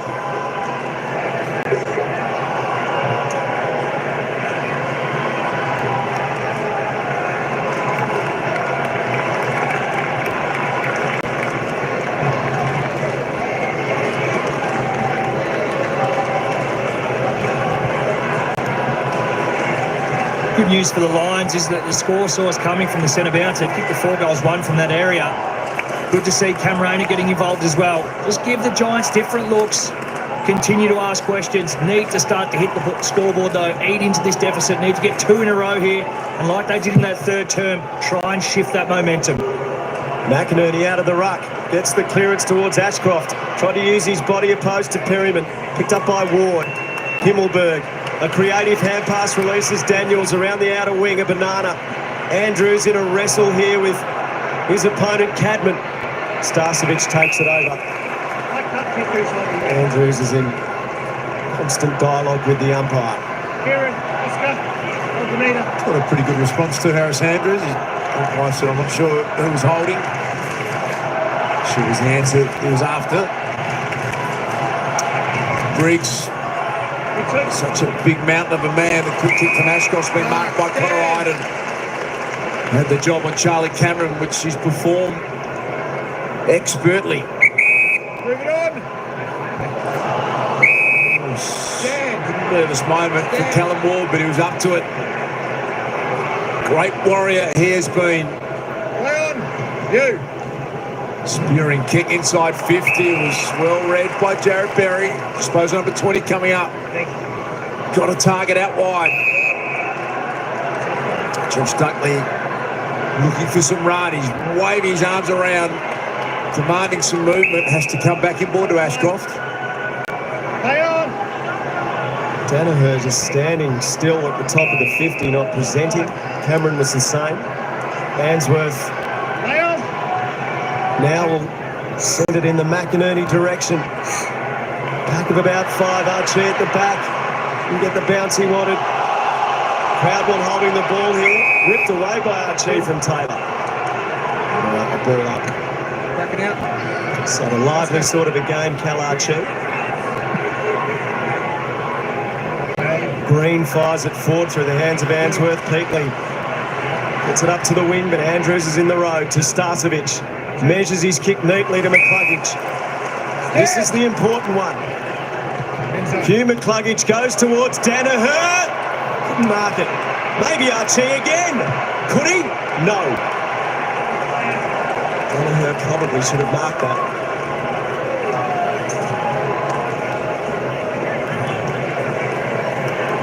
It was a real chance for Joe, though, to, once the kicker looked up, to present out to the leg. Just stood there with a bit of a bus stop lead at the top of the square, allowing the Giants to get 2 across in that marking contest. Love to see more movement, draw the attention of the kicker and make the kicker touch easier by presenting at the ball. It's a good point you make, Daisy. They have been very standard deliver the Brisbane Lions forwards, haven't they? Wanting to just get it put on their head and as you described, maybe some more movement. They have got a chance here. That's why when they do have their structure on goal, it's always under pressure because there's big packs. They're not leading to create space to make it easier for each other. McInerney this time in front. Lachie Neale handed it back to Dunkley, and handed it was the operative word there. It was an incorrect disposal. He's suggesting he might have been held before that, Lachie Neale, but Toby Bedford.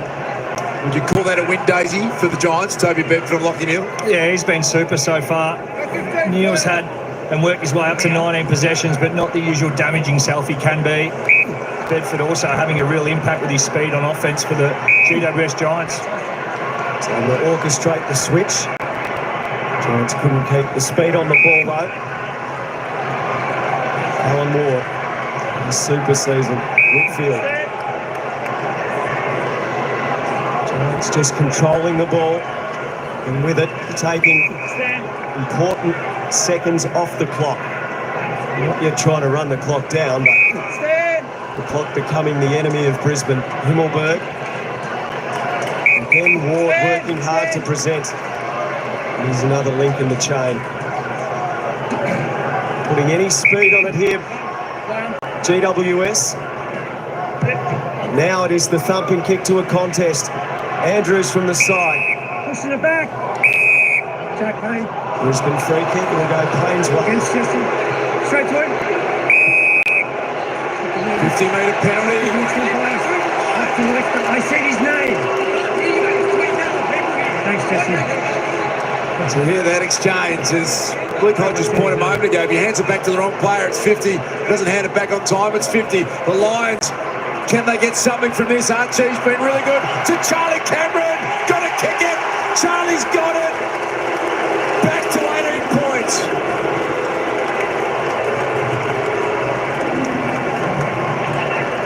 Jesse went back to the umpire as well, just to let him know it's a very loud crowd. Wasn't too happy with that. Gives him a bit of a sniff though. It gets that man into the game who's so important for the Lions. He's kicked the 2 tonight.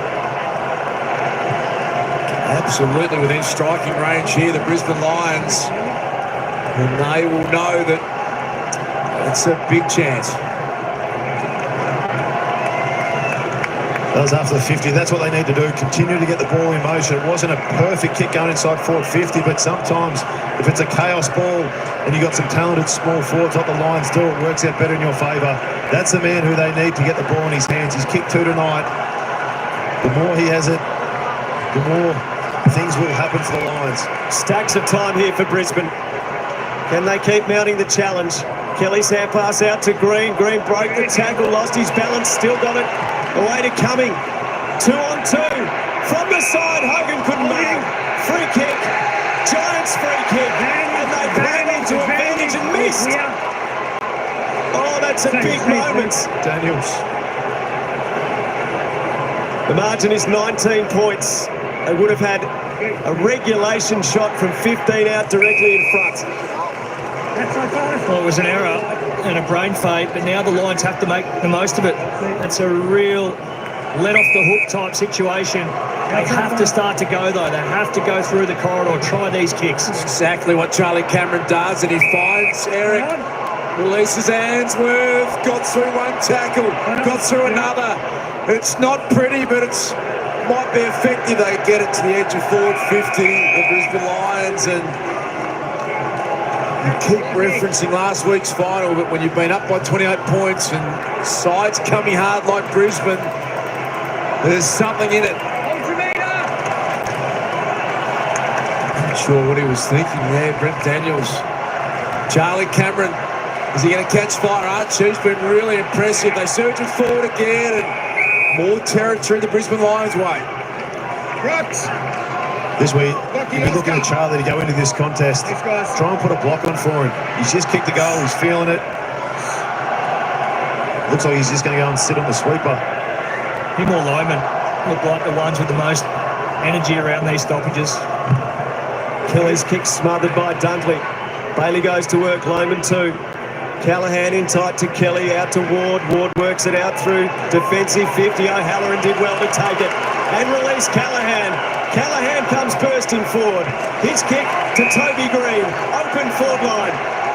Green spies Cadman. Andrews loses sight of it. Cadman marks. Thought about squaring it up. No need for Cadman to hurry. He's going to take the responsibility.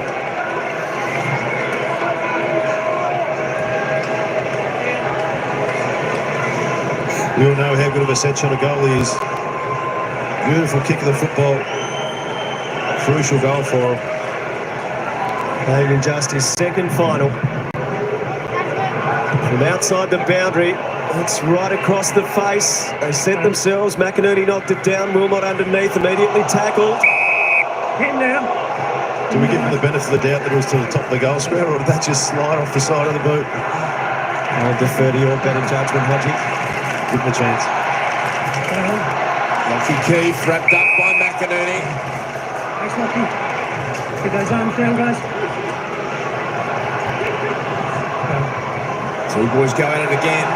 Take it off at Toby Green. Nervous moments for Lions defenders. Fletcher, strong tackle applied.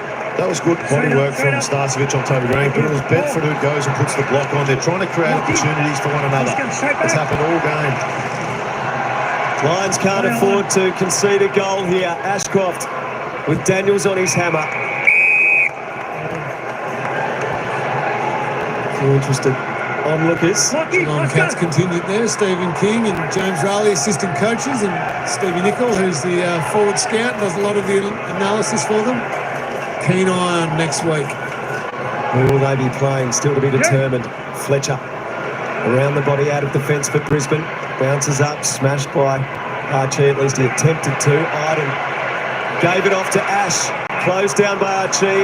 Dropped by Dunkley. Dunkley manages to get the hand pass away. Ashcroft towards Danaher. Buckley, brilliant. Great spoil. Ward sends them forward. Keith, not quite. Hill. Free kick, GWS. Well done, Jack Buckley. The desperation. Kept the ball in their forward half. Toby! 10 minutes. There's a hold on the arm. Thank you.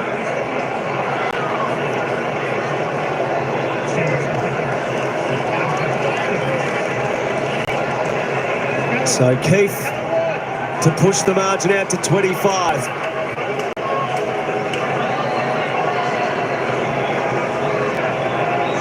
If he kicks this, it becomes extremely hard for Brisbane. On a night when we thought Lockie might be influential, Lockie Keith has missed and kept Brisbane in the game. McKenna eyeing off the corridor. It's a good-looking kick. Perfectly placed for Ryan Lester, the veteran. Goes clear. They really have to dial the risk up here, Brisbane. He's got a sideways ball to Jack Payne. Got to get moving. Danaher's worked hard into the corridor. He's going to be okay. Joe's kick, though, was just too easy. Sam Taylor gobbled that up. Between Taylor and Buckley, they've defended so well. They've just found himself in the right position. The majority of the time, the ball's got in there. And Sam Taylor, knowing that Joe was going up into the density, he just sagged back. That was his direct opponent into that big hole. Joe, no real awareness there, just rolled, kicked it straight back to him. Lucky Ash. That's the thing, Joe just turned blind. Taylor just smart defence. Knows when to drop off, knows positions to drop into. Midfield. It's in good hands for the Giants. This is a part that Giants have been really good. They've just upped the tempo of the game. They've realised when to go fast, when to go slow. They're just trying to suck up some time now. And no doubt this is lessons learnt from last week. Himmelberg given the hurry up. He kicks it as far as he possibly can to the wing. Holding! A Brisbane free kick in the marking contest this time. But on the flip side for the Giants, they've been able to shut down the Lions' ball movement. The Lions average 100 uncontested runs for the game. They've got percent at 55. Zorko. It's over McCluggage's head, but Bailey comes to meet it. Defensive hand pass. Dunkley jams it on the boot. Rayner's been quiet. Archie has not. Couldn't mark though. McCluggage can't win it. Taken by Buckley. Almost a one-handed hand pass. Whitfield, clever. To Himmelberg, to Jones. Great tackle by Leicester. Now Cameron's dragged down. Himmelberg wants a piece of him. 20-point margin. Well and truly within the capabilities of the Brisbane Lions. Giants been really mature and able to find an answer every time they've needed it.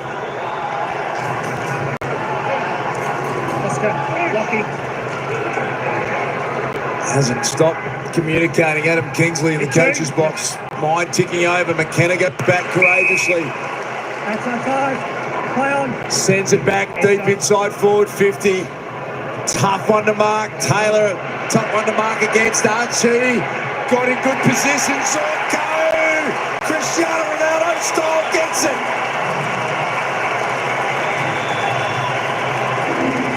They refuse to go away, the Brisbane Lions. He hasn't had his best night, but he's still got 2 goals. And they are still well and truly alive.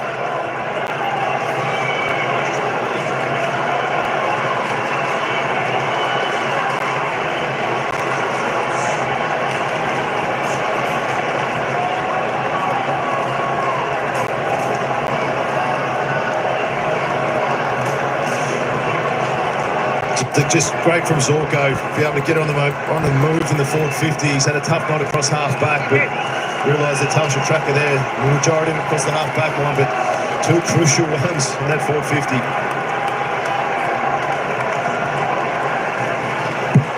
Can the Giants hang on this week? Brisbane coming at them hard. High calls for a ball up as Green committed the body. Up it goes quickly.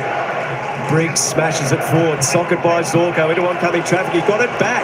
Outstanding to Lohman. Throws it on the boots. Guess who?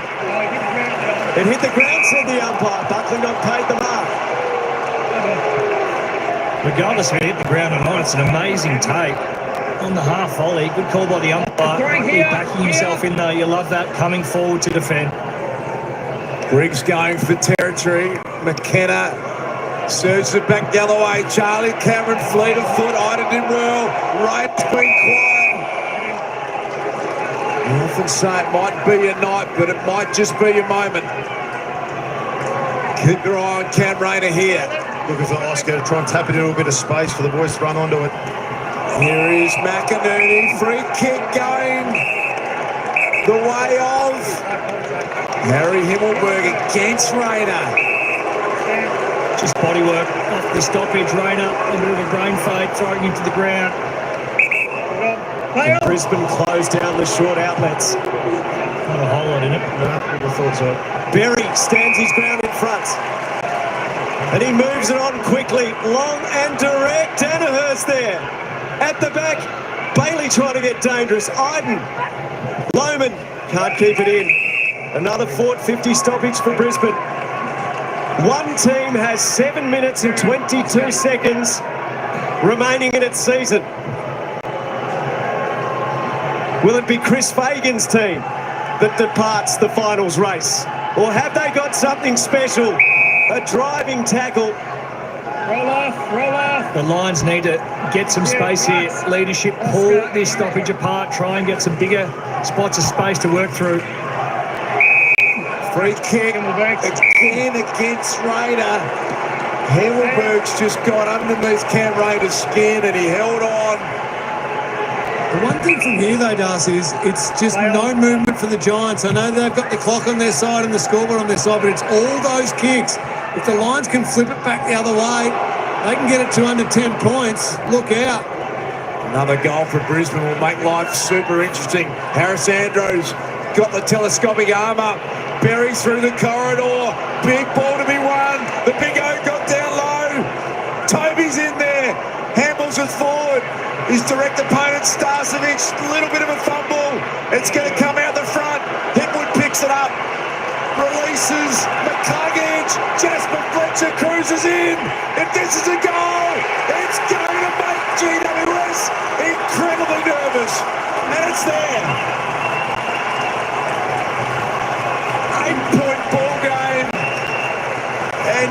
just feel the weight of last week's final all of a sudden becoming a big factor. It was Eric Hipwood there, goes in for the first push, but he gets up and reacts really quickly. It was a bit of a seesaw, ball was bouncing everywhere. But Hipwood's their second effort, gives a handball over to Hugh McCluggage, and then the composure from the young man to be able to take it on. There's a couple of short options. He backed himself. He knew as soon as it came off the boot, it was going straight through. Back to 8 points. So with the Giants here starting to contemplate getting a number behind the footy, are you sending a Jesse Hogan round, or is there too much time on the clock, Roger? Nah, the big fella's kicked 5. I'll be keeping him up there. You've got to try and kick another goal to put him to bed. Brisbane has stared defeat in the face but found an answer. They still trail as Bedford goes forward and Hogan can't quite. Starcevic closed down. Daniels pursued by Andrews. That's why it's too much time left to put him behind the ball. Territory's going to become super important too. So for the next 3 or 4 minutes, expect to see even numbers. One side being the Lions flying through the corridor at all costs. The Giants trying to shut it down, keep it in stoppage mode. GWS had a game-high 44-point lead. It's back to it in 8. And that is an eternity of time, 6 minutes. Another boundary throw in. Right into the ground for the Giants. Briggs hides it down. Zorko leaves a path for Ashcroft. Hugh McCluggage, shape to come through the corridor. Goes back down the line. Good effort going with the back of the flight. Berry. Surging forward was Rayner. They get it going again to Loman. Here come the Brisbane Lions. They need a contest from Joe. They get it. Ground will be won. Rayner. Oh, had his head taken off by Taylor. If the play on was a call. Joe tries to burrow through. Picked up by McCluggage. Back to Dudley. And the short one finds Berry. Berry feeds it forward to his mate McCluggage. Sidestep and a second on his left. Hugh McCluggage across the face. A minor score to Brisbane. The margin is 7 as the scattered bodies pick themselves up from a brutal finals collision. How about the desperation? Both of them just going in, eyes for the ball. Solid contact. Kamikaze Sam Taylor. He had no regard for his own safety. Finn Callahan brave. Everyone brave. Just over 5 minutes remaining. Another epic final unfolding here. Lockie Neal trying to get it out and bounce back to his opponent Bedford. But Lee, as you said a moment ago, it feels like the Giants are the ones that have just lost their bravery a bit. Yeah, I haven't seen a tsunami at all for a long time now. They've got to still be prepared to be brave and run while still having a focus on defence. I know that's a strange combination. The easiest way to defend is when the ball is deep inside your forward 50. Then you can set up the ground. So you've got to be bold with your running. Give your teammate an option.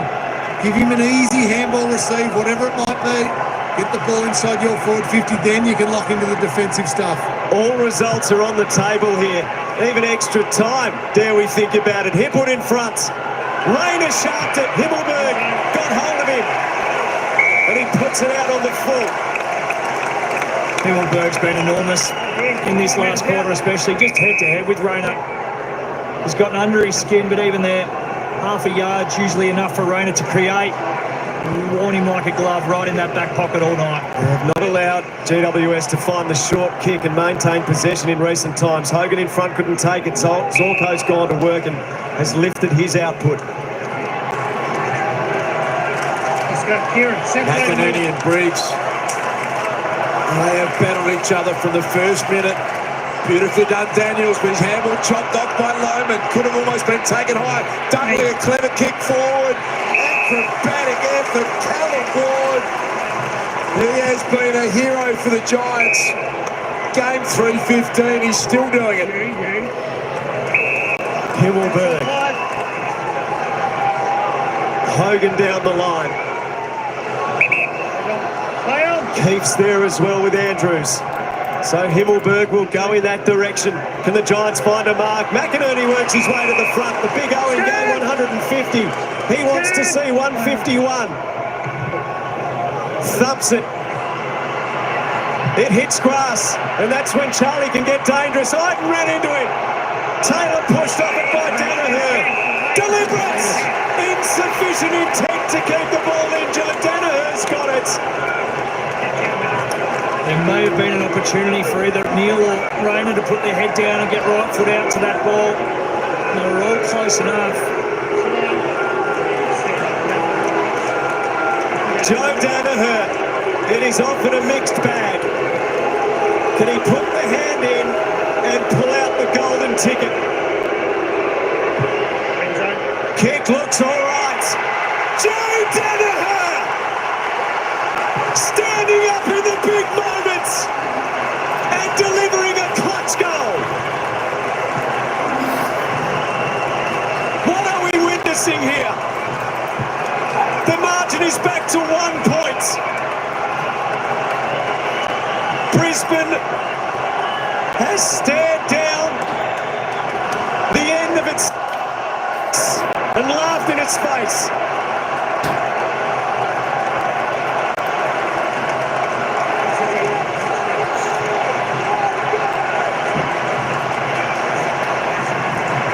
And this is the sufficient intent to keep it in by Taylor as he's getting pushed by Danaher. But as he goes back, he was as confident as anyone. As soon as that ball came off his boot, he knew it was going through. Back to a point. This is a huge centre clearance for both sides. Since the Giants had the game-high 44-point lead, it's 10-3 to 3-2. Brisbane's way. Clearance goes the way of the Giants this time. Josh Kelly trying to hack it forward. Lester in the way. Whitfield got hold of him. Last 5 goals of the game with Brisbane. 1 point ball game. There will be a result. Extra time if we need it. Hold on to your hats here at ENGIE Stadium. Here comes Berry. Spearing kick to Rayner. Buckled him well. Lyman read it beautifully. Inside 50. Taylor and Joe well done. And Joe get him. The hardest defender in the game. And Joe Danaher beat him ends up. Just a massive one-on-one win. Body off, run and jump on a night where it's been stagnant up forward, but also then extend the jukes. Chance to give the Brisbane Lions the lead. Have a look at that. Time in front. Giants for 130 minutes. Can Joe slow it through? You bet he can! Brisbane in front!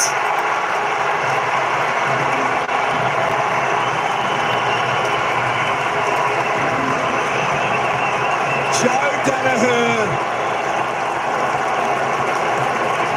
has done the unthinkable. Kicked his 4th goal. Remarkable scenes. And Daisy said earlier, late in the quarter, it's about taking ground, getting it in there, giving your forwards an opportunity. First it was Jared Berry, and then it was Kyle Lohman, and said Taylor and Danaher have had an amazing battle tonight, which is the bigger body got in front. And the same, when you want Joe to kick straight, he's been a little bit inconsistent this year, but his last 2 kicks have been amazing. Now it's about the Giants from this centre bounce. Watch him get on the run. Brisbane was 44 points down. Carlton fans know what it is to come back from there in a big final. Now can they hang on and do what the Giants haven't been able to do? Archie been huge, keeps on fighting. Bedford wrapped him up in a big bone-jarring tackle. Faces are clashing, nostrils are flaring. This way you want a Lions player to go behind the ball. They've kept 4v4 in front. Adam Kingsley at ground level just saying surge it forward at all costs, but standing in the way Zorko to half forward. Can they get a mark? Oh, it's been painted. They will go as hard as possible here. The Giants, can they get the wave running going? But the delay in play helps Brisbane. They get the chance to set up. 2 minutes remaining in this final. They led by 44 points. Can they find a way in? Toby Green's your man. Ball on the ground. Zorko on the boundary line. Bedford trying to keep it in. Good tackle, Starcevic. And we're down to a minute 46. The Lions have got Cal Archie behind the ball now. It looks like Buckley's going to try and push down to man him up. Not towards the 50. Green jams it on the boot to the pockets, and it rumbles out of play. This is where the Giants have been really good, putting blocks on for one another, trying to create space. Watch for Toby Green, watch for Daniels. They're going to have numbers off the back here too. The Lions pushing every player down. Bar Joe Danaher inside forward 50. Can't get too caught up in watching the ball. If they quick kick it out, the Giants will have numbers and a shot from 50. So here we go. A chance for the Giants. Ward's tackled off it. Berry, hand pass out towards the boundary. Bedford can't keep it in. We are down to every little individual moment, every second now. Cal Ward is standing 40 metres out by himself. He's at the back of the stoppage. Kyle Oman's run down to pick him up. Minute. Biden's got into a dangerous spot. Minute 27 remaining. Lions on the verge of one of the great finals victories of all time. But there's still time for the Giants. Coming, kept it alive. Peedling, the little sidestep, dropped it. Can they get a mark? Brisbane, Bailey gets it. Puts his hand up. He's going to take as much time as humanly possible. A short one's onto Ashcroft, and we're down to a minute 6, a minute 5 and counting. Umpire's going to get him play on soon. It's exactly what he does. Drives it down the line. McInerney wants the boundary line. Taylor will try and keep it in. It's out. 51 seconds remaining. Is where the Giants have kicked 8 goals from stoppages, so they've been really efficient in this area tonight. Whitfield lining up to head straight through. The tension is almost unbearable. Who can get it clear of the stoppage? Perryman dumped by McCluggage. Suckered by Answorth. West almost taken high. There's an overload at the back. Need more balance around the stoppage. Ash by himself. Answorth clear. But Taylor should mark it. And he plays on 26 seconds. 5-point margin. Can they get a mark and a goal? The Giants. Isaac coming launched. Ground Dudley. He's wrapped up. 16 seconds. Remarkable final. Can they hang on here, Brisbane? It would be one of the most extraordinary fightbacks in the history of the game if Brisbane hangs on. Ashcroft has been a huge part of it. Danaher's been a huge part of it. He takes the ground they need. What a side! What character! They are Lion Hearts! Brisbane has done the unthinkable. And Chris Fagan cannot hide his delight. We are right on Brisbane, tell me when we will always fight for victory, like the Troy and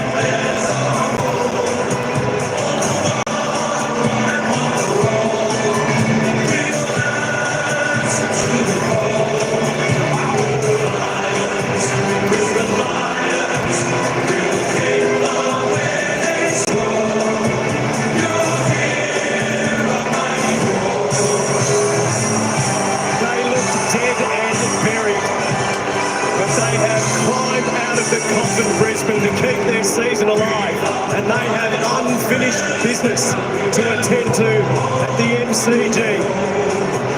Joe Danaher is with Cameron Lee. Oh, Joey, what a game of footy. How good was that? Yeah, it was fantastic, mate. We hung in there, didn't we? Looked gone a couple of times, but we just did enough to not let it get too far out, and we got there. Can you talk us through those last 2 kicks? I mean, there's wind everywhere. It's been a close game. You nailed them beautifully. So the people helped me out a bit. They were bringing them back, so I've been working on it, and yeah, nice getting it done. Well, take us back to 3/4 time. You were close, but maybe not quite close enough. What was the message from Chris Fagan and the group? Look, it was probably not dissimilar after half-time. We put them under pressure, but they kept going forward, and Hogan was taking some good marks as a pretty good player, and he sort of stemmed the flow a bit. We just kept at it. It was basic finals footy, and eventually we got there. And you had to do it against a pretty good opponent too. Sammy Taylor's a terrific player. how good does that feel when you can take on one of the very best and finish it for your team? Yeah, he's an outstanding player, probably the best, if not very close to it in the competition. And I was really proud of our forwards tonight. We've got a couple of young guys up there who stood up last week, gave us a lot of pressure tonight. It was a terrific performance, mate. Well, you're on to a preliminary final. Congratulations. Well done. That takes some processing, what we've just seen. One of the more special performances in the history of the great game. Brisbane coming back from the brink, 44 points down, as they just ticked into time on of the third quarter in a cutthroat final. And there were answers from all the big guns that were needed. Lingy. Got a very happy and a very exhausted Hero luggage with me. How good was that? Unbelievable. Best win I've been a part of for sure. Just the boys fought so hard all night. It looked like we were out of it a couple of times. We just kept coming back, and I'm just so proud of the group. It's awesome. You're able to keep pumping it forward. And Big Joey, did you think he had it in him to nail both of those? Well, he got a bit of stick for his goal kicking, but to go back and kick two of the most high-pressure goals I've probably ever seen is just a credit to him, and we love playing with him. He's a special talent.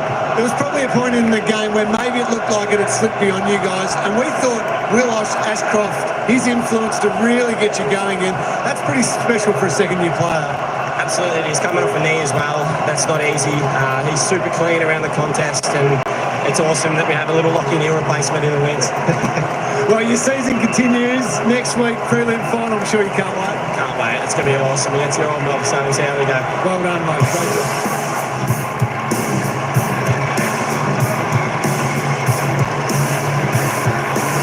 This is Finals Footy on Fox, brought to you by Industry Super Funds. When it comes to super, there is only one symbol to look for. And wow, what an extraordinary game of football we have just witnessed. 44 points down in the third quarter. The Brisbane Lions have stormed home to book a preliminary final date with the Cats. Jason, I can't believe what we've just witnessed. It's extraordinary, isn't it? And have a look at the emotion spilling over Chris Fagan and the players. I mean, what a weekend of football we had. We thought last night was a cracking game. Well, this has gone up a notch. Both teams have kicked 100 points. It was high scoring. It was free flowing. We had big men at each end of the ground dominating, kicking goals when needed. This is huge. Look at the look on Chris Fagan's face. You got to love it. Oh, absolutely. Enjoyed, embraced it. I've never seen a final like it. I can't recall a team they were just out on the canvas. They'd been dominated, picked apart tactically. 44 points down. What was it? 18 minutes to get it gone in the third quarter. You just don't win these games. You've got to close it out. They won't recover this from a long, long time, the GWS. It's two in a row. They got 21 points up last week, and now 24. This was worse. Yeah, absolutely. This was one that was just in the palm of their hands. They were out of tickets. They were out of gas for the last 30 minutes. And full credit to the leadership group of the Lions, who we challenged at halftime because we didn't really expect this response. But well done. Crazy game. Everything we thought and hoped it might have been. Two teams in great form. Superstars everywhere that all had their big moments. And in the end, Brisbane didn't do it the way they usually do. It wasn't their game style tonight. In the end, the comeback was off the back of just some grit and effort and will, some individual brilliance and determination. And I think what they've gone through this year, and maybe even what they've gone through in previous years, has built them the resilience. It's built something in this group that they never say die. They've got belief in one another, and they came through in one of the great finals performances. They looked beaten multiple times. So early in the game, the Giants were on top. Then the Lions kicked a few goals and got the margin a little closer. But then the Giants pushed it out again. It was just the ability to hang in there and not go away. Well, that was the interesting thing. There was a 4-goal margin at three-quarter time, and then the Giants kicked the first goal of the last quarter. He thought, here's real trouble. 6 unanswered goals. 6 goals to 1 in that last term. 24-14, the inside 50s. It just became a domination, and it was the midfield that got on top, started winning clearances and pumping the ball forward. Big Oscar McInerney in game number 150. Oh, he's happy. I just can't believe. I'm loving this emotion from the Lions players. They are pumped because they've been on the receiving end of some heartbreaking losses, haven't they? Well, they just lost their way, the Giants. They started blasting the ball. They lost their composure to find those short targets. We know they want to run and gun, and they couldn't drop into another mode. They couldn't play uncontested footy and kill the clock. in important stages, and it fueled the fire for the Lions. And they just started to run and charge. I've never seen so many handballs just thrown back into the corridor from both teams, really. It was pretty reckless footy at times, but they had to play that way, and credit to them. And it was the midfield, you're right, Jason, but it wasn't Lockie Neal. It was all the others that stepped up. Will Ashcroft was brilliant. Jerry and Dunkley started to get on it. McCluggage doing his thing, getting out and creating. So they all got to work. I mean, Zorko had a pretty average first half. Way Stannard's had a few goals kicked on him, but he kicked 2 goals himself. He lifted, and even in the last quarter, Jack Payne had a few contests against Jesse Hogan that he was able to win when he'd been soundly beaten up until that point. So they had winners everywhere in that last quarter, and full credit to them. This will go down in history as one of the most amazing finals comebacks we've ever seen. You just don't see big margins like that. 44 points, 18 minutes third quarter, Jason. We were starting to think about, okay, what's it look like for next week for the Giants? And I don't know whether they thought that, but what a special night for that man there, Chris Fagan. We really should have learnt that this year, though. Yeah. No margin safe. It's just not safe. This is going to be sung with some serious gusto, this song. Dane Zorko marshalling the troops. He was one that really stood up when he needed to as well. All right, let's head into the rooms. Brisbane Lions fans watching at home on Fox Footy, soak this one up.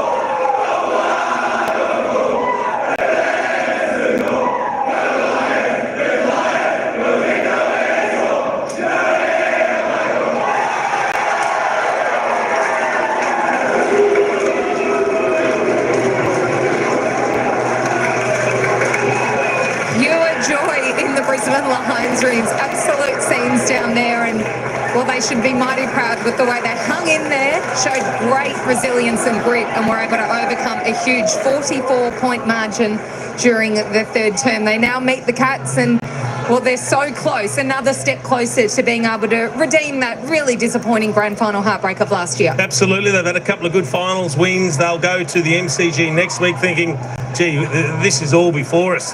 They know they've been to the grand final last year. All of a sudden they get a chance. It rears its head again, and they're staring success right in the eyes. And this is an opportunity because this is a premiership still up for grabs. I love what they did. Honestly, we spoke a little bit off air while we were watching the game thinking they've left it too late. They haven't made any changes. They persisted, they believed, and the belief paid off. They just willed their way over the line. Joe Danaher, he just takes it on this ride. I don't know if I've seen a player like him that can disappoint you 1 minute and win you back the next. Yeah. But his last term, to kick those 2 big goals when you absolutely had to have them, and that wasn't an easy one here just in front of us in the pocket. Breeze doing plenty. You just have to take your hat off. Joe just goes about his work. It's the greatest roller coaster ride of all time.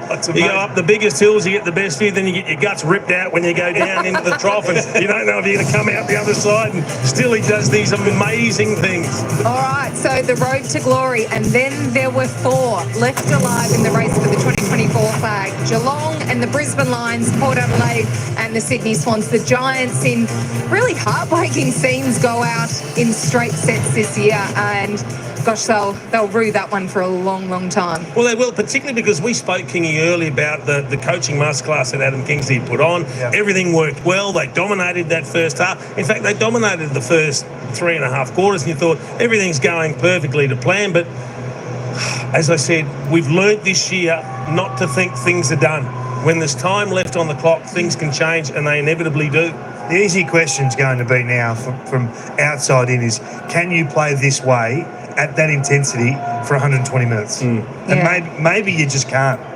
And maybe they need to be able to drop into another mode, Jason, and take some time off the clock. Not sure. All right, we're going to head down to the Brisbane Lions rooms where Lockie Neal joins us now on Fox Footy. Lockie, how on earth did you do that? I'm not quite sure, Sarah.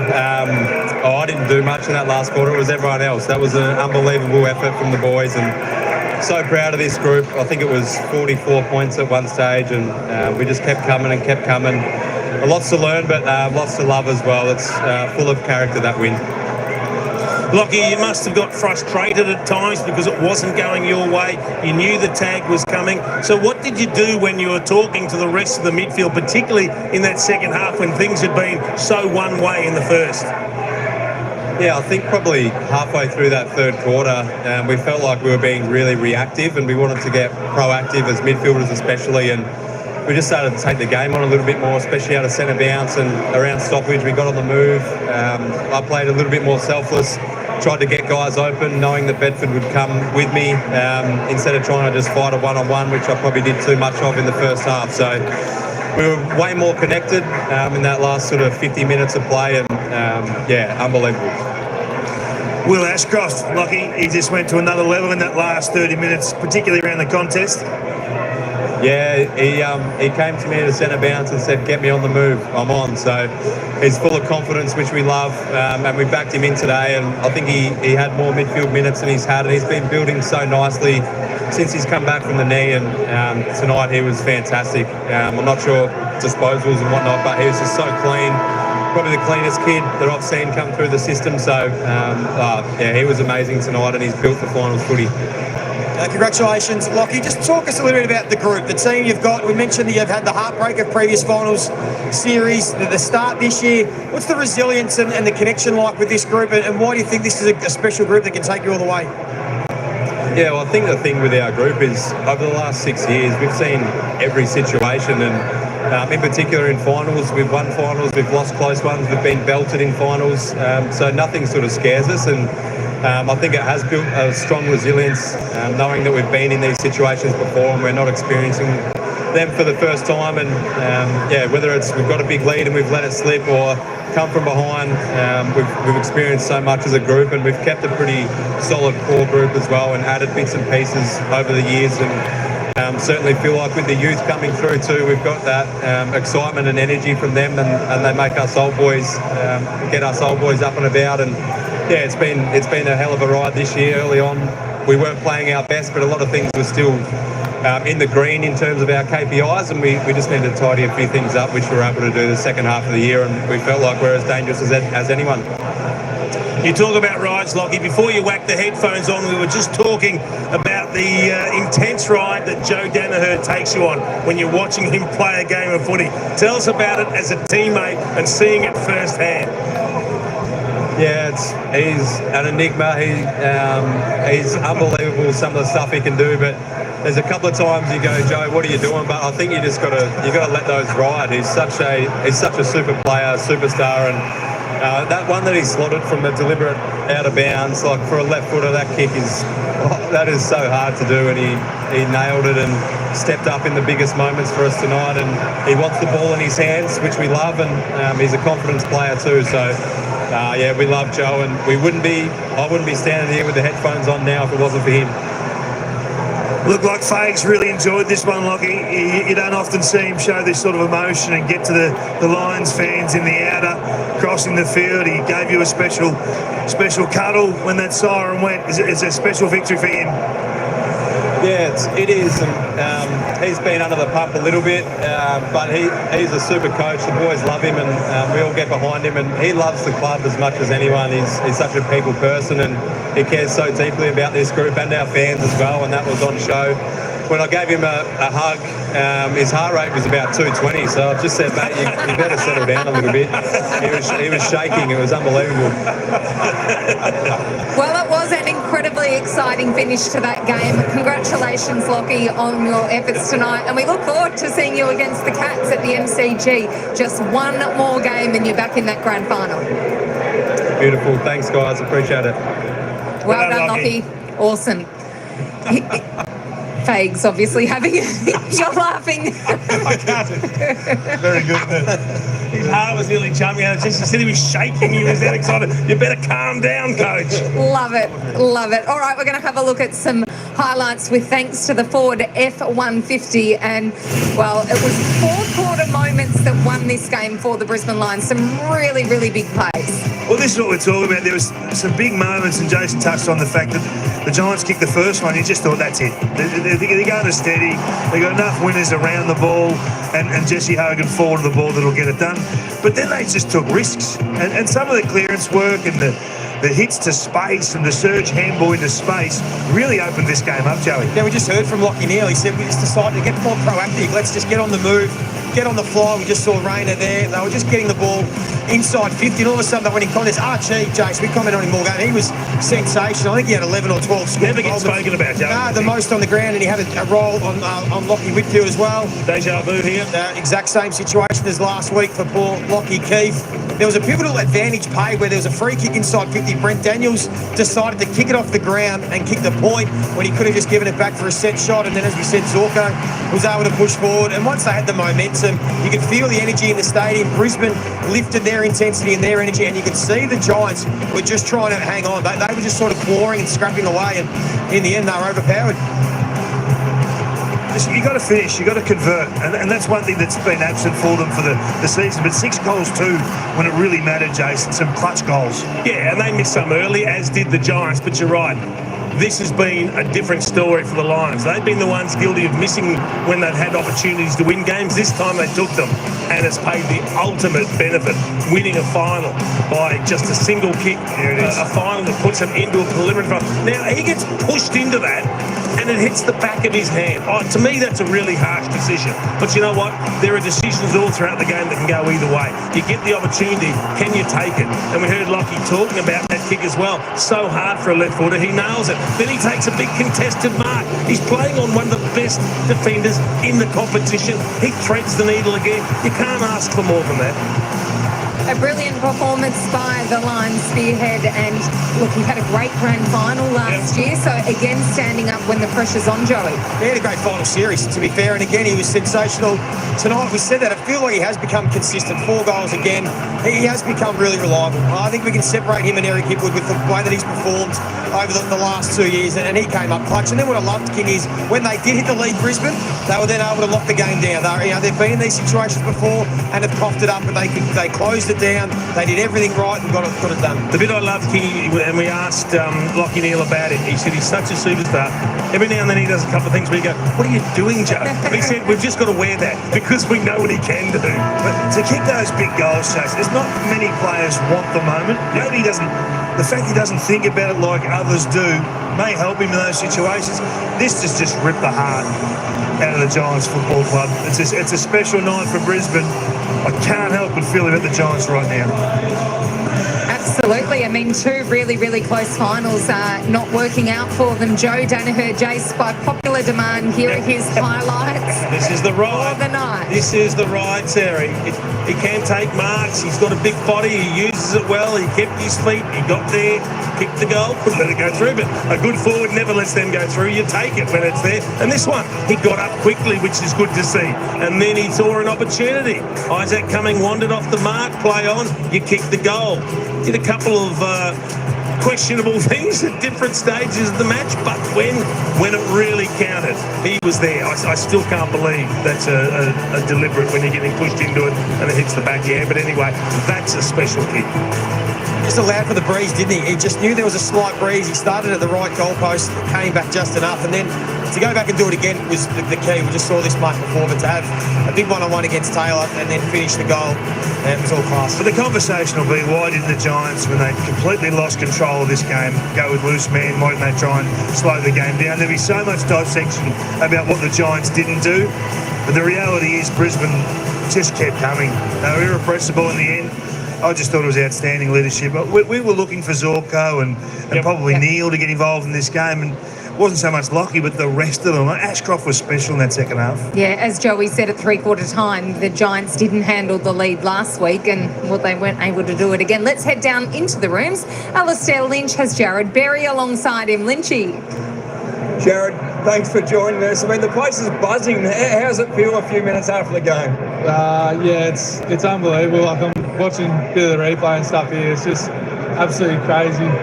I haven't seen a room like this since probably the prelim we won against Carlton last year. Everyone was up and about, and yeah, I think this will be a very special win for our boys. Well, I reckon you're watching the highlights. You might watch that tonight, I can imagine. But tell us about. We know there's been times where there've been the inaccurate lines, and there was a bit of that tonight as well, and probably missed some moments today, but in the last half, or the last quarter in particular, you grabbed those moments. Did you feel that? Yeah, well, I guess, you know, you kick them in the right times and they, it doesn't matter about accuracy, does it? But I don't know, it's one of those things that, like, I guess the way we play, we get very, you know, tough, pressured shots, and that's just, it is what it is. So, yeah, shout out to Joey stepping up and kicking those 2 goals late. The one from the junction was just unbelievable. I don't know if it was the junction, probably would have been Mayo on that, but it was unbelievable. I think it was row 3. It was out there, but you know, I don't think he flushed it, faded back nicely. But even the second one, to back up and do it again, it seemed like it just really united your group, and you hit the lead. It was fantastic. Yeah, definitely. And I think it's a testament to all the work that our boys do. You know, like all the work we do through training, having Stewie on, you know, Anthony Carriger, like guys that are working on other sides of their game, not just the physical side. So, yeah, it's awesome to actually see it all come to fruition and win us a final. So how was the field at half-time? I mean, because you were struggling. You had some scoring shots, but you were really struggling. So what was the mood in here? Yeah, it wasn't down. You know, we thrive off energy, and you know, our younger guys started getting up and about once we addressed what we needed to do. And I think one of those things, like we didn't play our best footy. We weren't moving the ball how, you know, Lions would. So we started doing that a bit more, and we got this quote: if you're dancing on thin ice, if you're walking on thin ice, you may as well dance. And I think that's what we took in the second half, and just gave it a crack, rolled the dice, and momentum's a funny thing. It certainly worked. You mentioned some of the young guys, and now you're a mature old fella yourself. But you've had a great game, but you must be so happy for Will Ashcroft, the way he's come back from his ACL and what he did today. Oh, he's a special player, and you know, we're only scratching the surface with him. Like, to be able to stand up in a final like that with, you know, guys that have 5-6 seasons on him, mature body, and be able to win the ball that he did, get it going forward. He was probably the guy that kick-started our run, so pretty special to be able to do that at his age. What about the old coach? He was pretty emotional. I haven't seen him that emotional post-game ever, I don't think. I was concerned for him, but you must really enjoy to see that on his face, because it is a stressful job. Oh, yeah, hell yeah. And, you know, he deserves everything that comes his way that's positive, and, yeah, you know, we love him. We absolutely love him. And to see that passion and just, you know, it lights a fire inside me. I just want to go out there and play my best for him. So, yeah, we play love him. Well, congratulations on your performance and the team performance. One of the great comebacks from 44 points down, and you've got a prelim final next week at the MCG. Congratulations. Thanks, Ashley. Looking forward to it. All right. And here are the highlights of Jared Berry. Joe, what did you like about his game tonight? Well, he's just so reliable. I mean, he had the 15 disposals in the second half, 6 intercept possessions, playing as that wingman who could get back and support his tackle effort. I mean, you remember, he's one of those guys that has probably got some demons from last year's grand final. He didn't have his best day, but when they needed him, as we said, with Lockie Neal getting beaten, there was a few of these other midfielders that all carried the load, and I loved how tough and hard he was, and he was just in the thick of everything and played a wonderful final. They had a few that just kept running. Yeah, that's what he does. Turning up. He keeps working, doesn't he? Yeah, and they just simply outnumbered them everywhere for the last 15 minutes. Those simple plays. There's nothing outstanding or remarkable about what he's doing. It's basic footy, but gee, you love to have it when you just need someone to turn up and lay a bump or a block or win you a hard ball like that there, just coming off your man at the right time. Really simple stuff. Particularly in a game where they didn't have midfielders on top for much of the contest. They needed runners to join in on the periphery and just try and make things happen, and he did that. He doesn't always use the ball perhaps as well as some of the absolute pure A-grade midfielders in the comp, but his work rate can never be questioned. That's the key. They didn't win this game with any tricks or flicking the magnets or throwing anything different. They just kept grinding at what they believe in, what they do well. Players believed in themselves, and they all stepped up. Well, we have a fixture for preliminary final weekend. So on the Friday night, Sydney and Port Adelaide will clash. That one is at 7:40 p.m. at the SCG. And then Geelong and Brisbane in a twilight clash, a 5:15 start. So that should get the Brisbane Lions home that night. I think that's the idea. And then the winners through to the big one. And anyone's guess. Who would know Jason this season? Well, let's just hope we get another weekend of football next week, something similar to what we just witnessed. This has been incredible. All right, let's have a look at some of the numbers that saw the Brisbane Lions storm home. You almost need to see the numbers to believe it, because it's extraordinary stuff. I think the number one thing there is goals per inside 50. They just converted when they went in. And we always talk about how dangerous their forward line looks, Joey, in seasons gone by. Not as much this year. I don't think we've touched on the quality down there. And when they do light up, they can make you pay. Well, that's what they were to do, weren't they? Just kick some special goals. You know, Zach Bailey's goal, been quiet again, but he can always bob up and do things like that. We've spoken about Joe Danaher. So they always have the talent in their forward line to make things happen, even when it's not their night. One player that couldn't have done much more for the Giants, Jesse Hogan. He kicked 5 goals. He's had a wonderful year, a great final series, and, well, he'll be feeling pretty heartbroken right now. He will be. He can hold his head high. He's done everything that he possibly could. We queried at different stages of the game whether Harris Andrews should roll over onto him. Jack Payne stayed on him for the entire match. And look, he tried his best, worked hard. He's carrying a knee injury. Perhaps not quite as stable in some of those one-on-one contests. But, I mean, if you're a Giants coach or a Giants supporter, you can't ask for more from Jesse Hogan. You've got an outstanding year from him, and he did it in finals as well. What a player. I mean, he's just become such a star in 2024, and he's probably been the story of the year, really, to see this guy come from the absolute doldrums to back to where he is just remarkable. To play this sort of footy, he's looked like Wayne Carey at stages through the year. He's a more complete player now, I think. His preparation now is first class, and he's getting such reward on a weekend. It'll fuel him even further, Joey. Well, imagine if he can do like Tom Hawkins and play his best footy post-30. I mean, he's still got plenty of years left in him, so, maybe I know they'll be disappointed, the Giants, with what's happened in this final series, but they're still a group I think will bounce back and be around the mark again, as long as players like him continue to play at the level they did. Their list is certainly still in pretty good shape. Kingy, with thanks to Zero, you've stepped into the lab and had a closer look at Lachie Neale. I just wanted to have a look at some of the clearance work, because there's two ways of looking at this. You can say, okay, does Lachie get help? Does he get enough help? And Lynchy spoke to the coach in the pre-match, said, well, it's on him to get it sorted. So he just goes one-on-one with Bedford. And there's no blocks for him. There's no real spoils. There's blocks for others. He rolled off, as he said to Lynchy in the post, or us in the post-match there. He went and picked up other players at different times to try and free up Will Ashcroft and McCluggage and those types. And maybe we have to do a deeper review and have a look at some of the last quarter clearances to see that happening in real time. I just wonder if this guy's the priority, Jace, and do they need to do more to help him? He's on an island, one-on-one, when he's being beaten.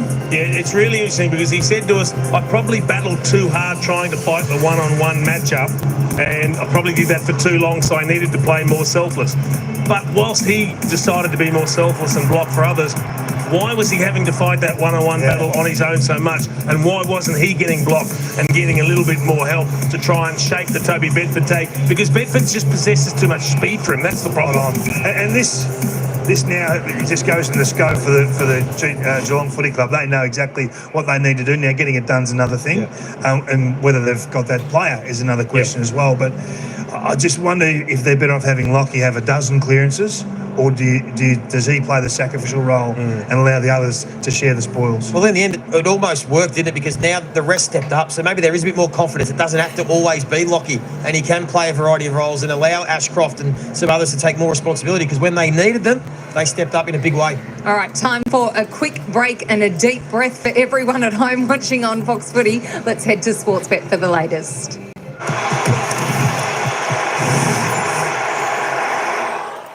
All right, folks, that's it. What a game. What a ripping game. Whoever thought the Brisbane Lions could come back from 44 points down during the third quarter. Tell you what, that was the thing we said, wasn't it? At three-quarter time, the Giants have been known to stop a little bit, and good teams, they just keep fighting. I tell you what, we did think the Giants were going to go on with it when they kicked the first goal of that final quarter, but the Giants could only manage 1-2 in that final quarter to Brisbane. 6-2. Wowee. What a game. You saw the stats there. I gave it a bit of a look at the stats, but the Lions, victors tonight, 15-15, 105, defeating the Giants 15, 10, 100. Joey Danaher, he stood up. I tell you what, without you, the Lions would have been in trouble. Those last 2 goals under immense pressure, one from the boundary from about the 3rd row in, incredible goal. And then their last goal to put them 5 points in front, just sensational from Joey Danaher. Another fantastic finals day, folks. Can you believe it? Whew, 5 points. What a nail-biter. Super game. Just to let everyone know, we had the poll on there tonight. Who's going to win tonight's game? 121 votes we got there. 58% said the GWS Giants and about 42% said the Lions. It was close, but we got it wrong tonight. So next week, folks, we have got the deciding games. Who's going to play off in the grand final? Of course, Sydney will take on Port Adelaide next week. And Geelong will host the Brisbane Lions at the MCG. Times will be later on confirmed for those games, but I would assume it'd either be a Friday, Saturday afternoon game or a Saturday afternoon, Saturday night. But my thoughts, probably a Friday night, Saturday afternoon, somewhere like that. But we'll find out probably tomorrow when those games are going to be held. The preliminary final next week for the AFL men's. I tell you what, it's wrapping up to be incredible. I don't know, who do you want to be in the grand final? Who do you want? It's going to be interesting. Sydney and Port Adelaide, who do you want to win out of that? And of course, Geelong and Brisbane, who do you want? I don't know. I think my tip is Sydney, Brisbane. I think that'll make for a fantastic grand final. All right, folks, that's all we got for this one. I want to thank everyone for coming in. We had a lot of people in tonight. I hope you enjoyed the game. Another nail-biter final here at ENGIE Stadium, Sydney. Where the Lions 5-point victors over the Giants. And, of course, don't forget, if you like a little bit of AFLW football, that's the AFL women's football. Should be covering a couple of those games tomorrow, so check in tomorrow on the channel. We will cover a couple of those games, so that will be pretty good. But that's all I've got for tonight for this game. That wraps up game day. That wraps up the semi-finals where we saw, of course, Port Adelaide and Brisbane Lions, both victors this weekend. All right, folks, until next time, ciao for now. Thanks all for coming in. Enjoy your morning, your evening, your afternoon, wherever you may be around the world. Thanks for tuning in. We'll see you next time.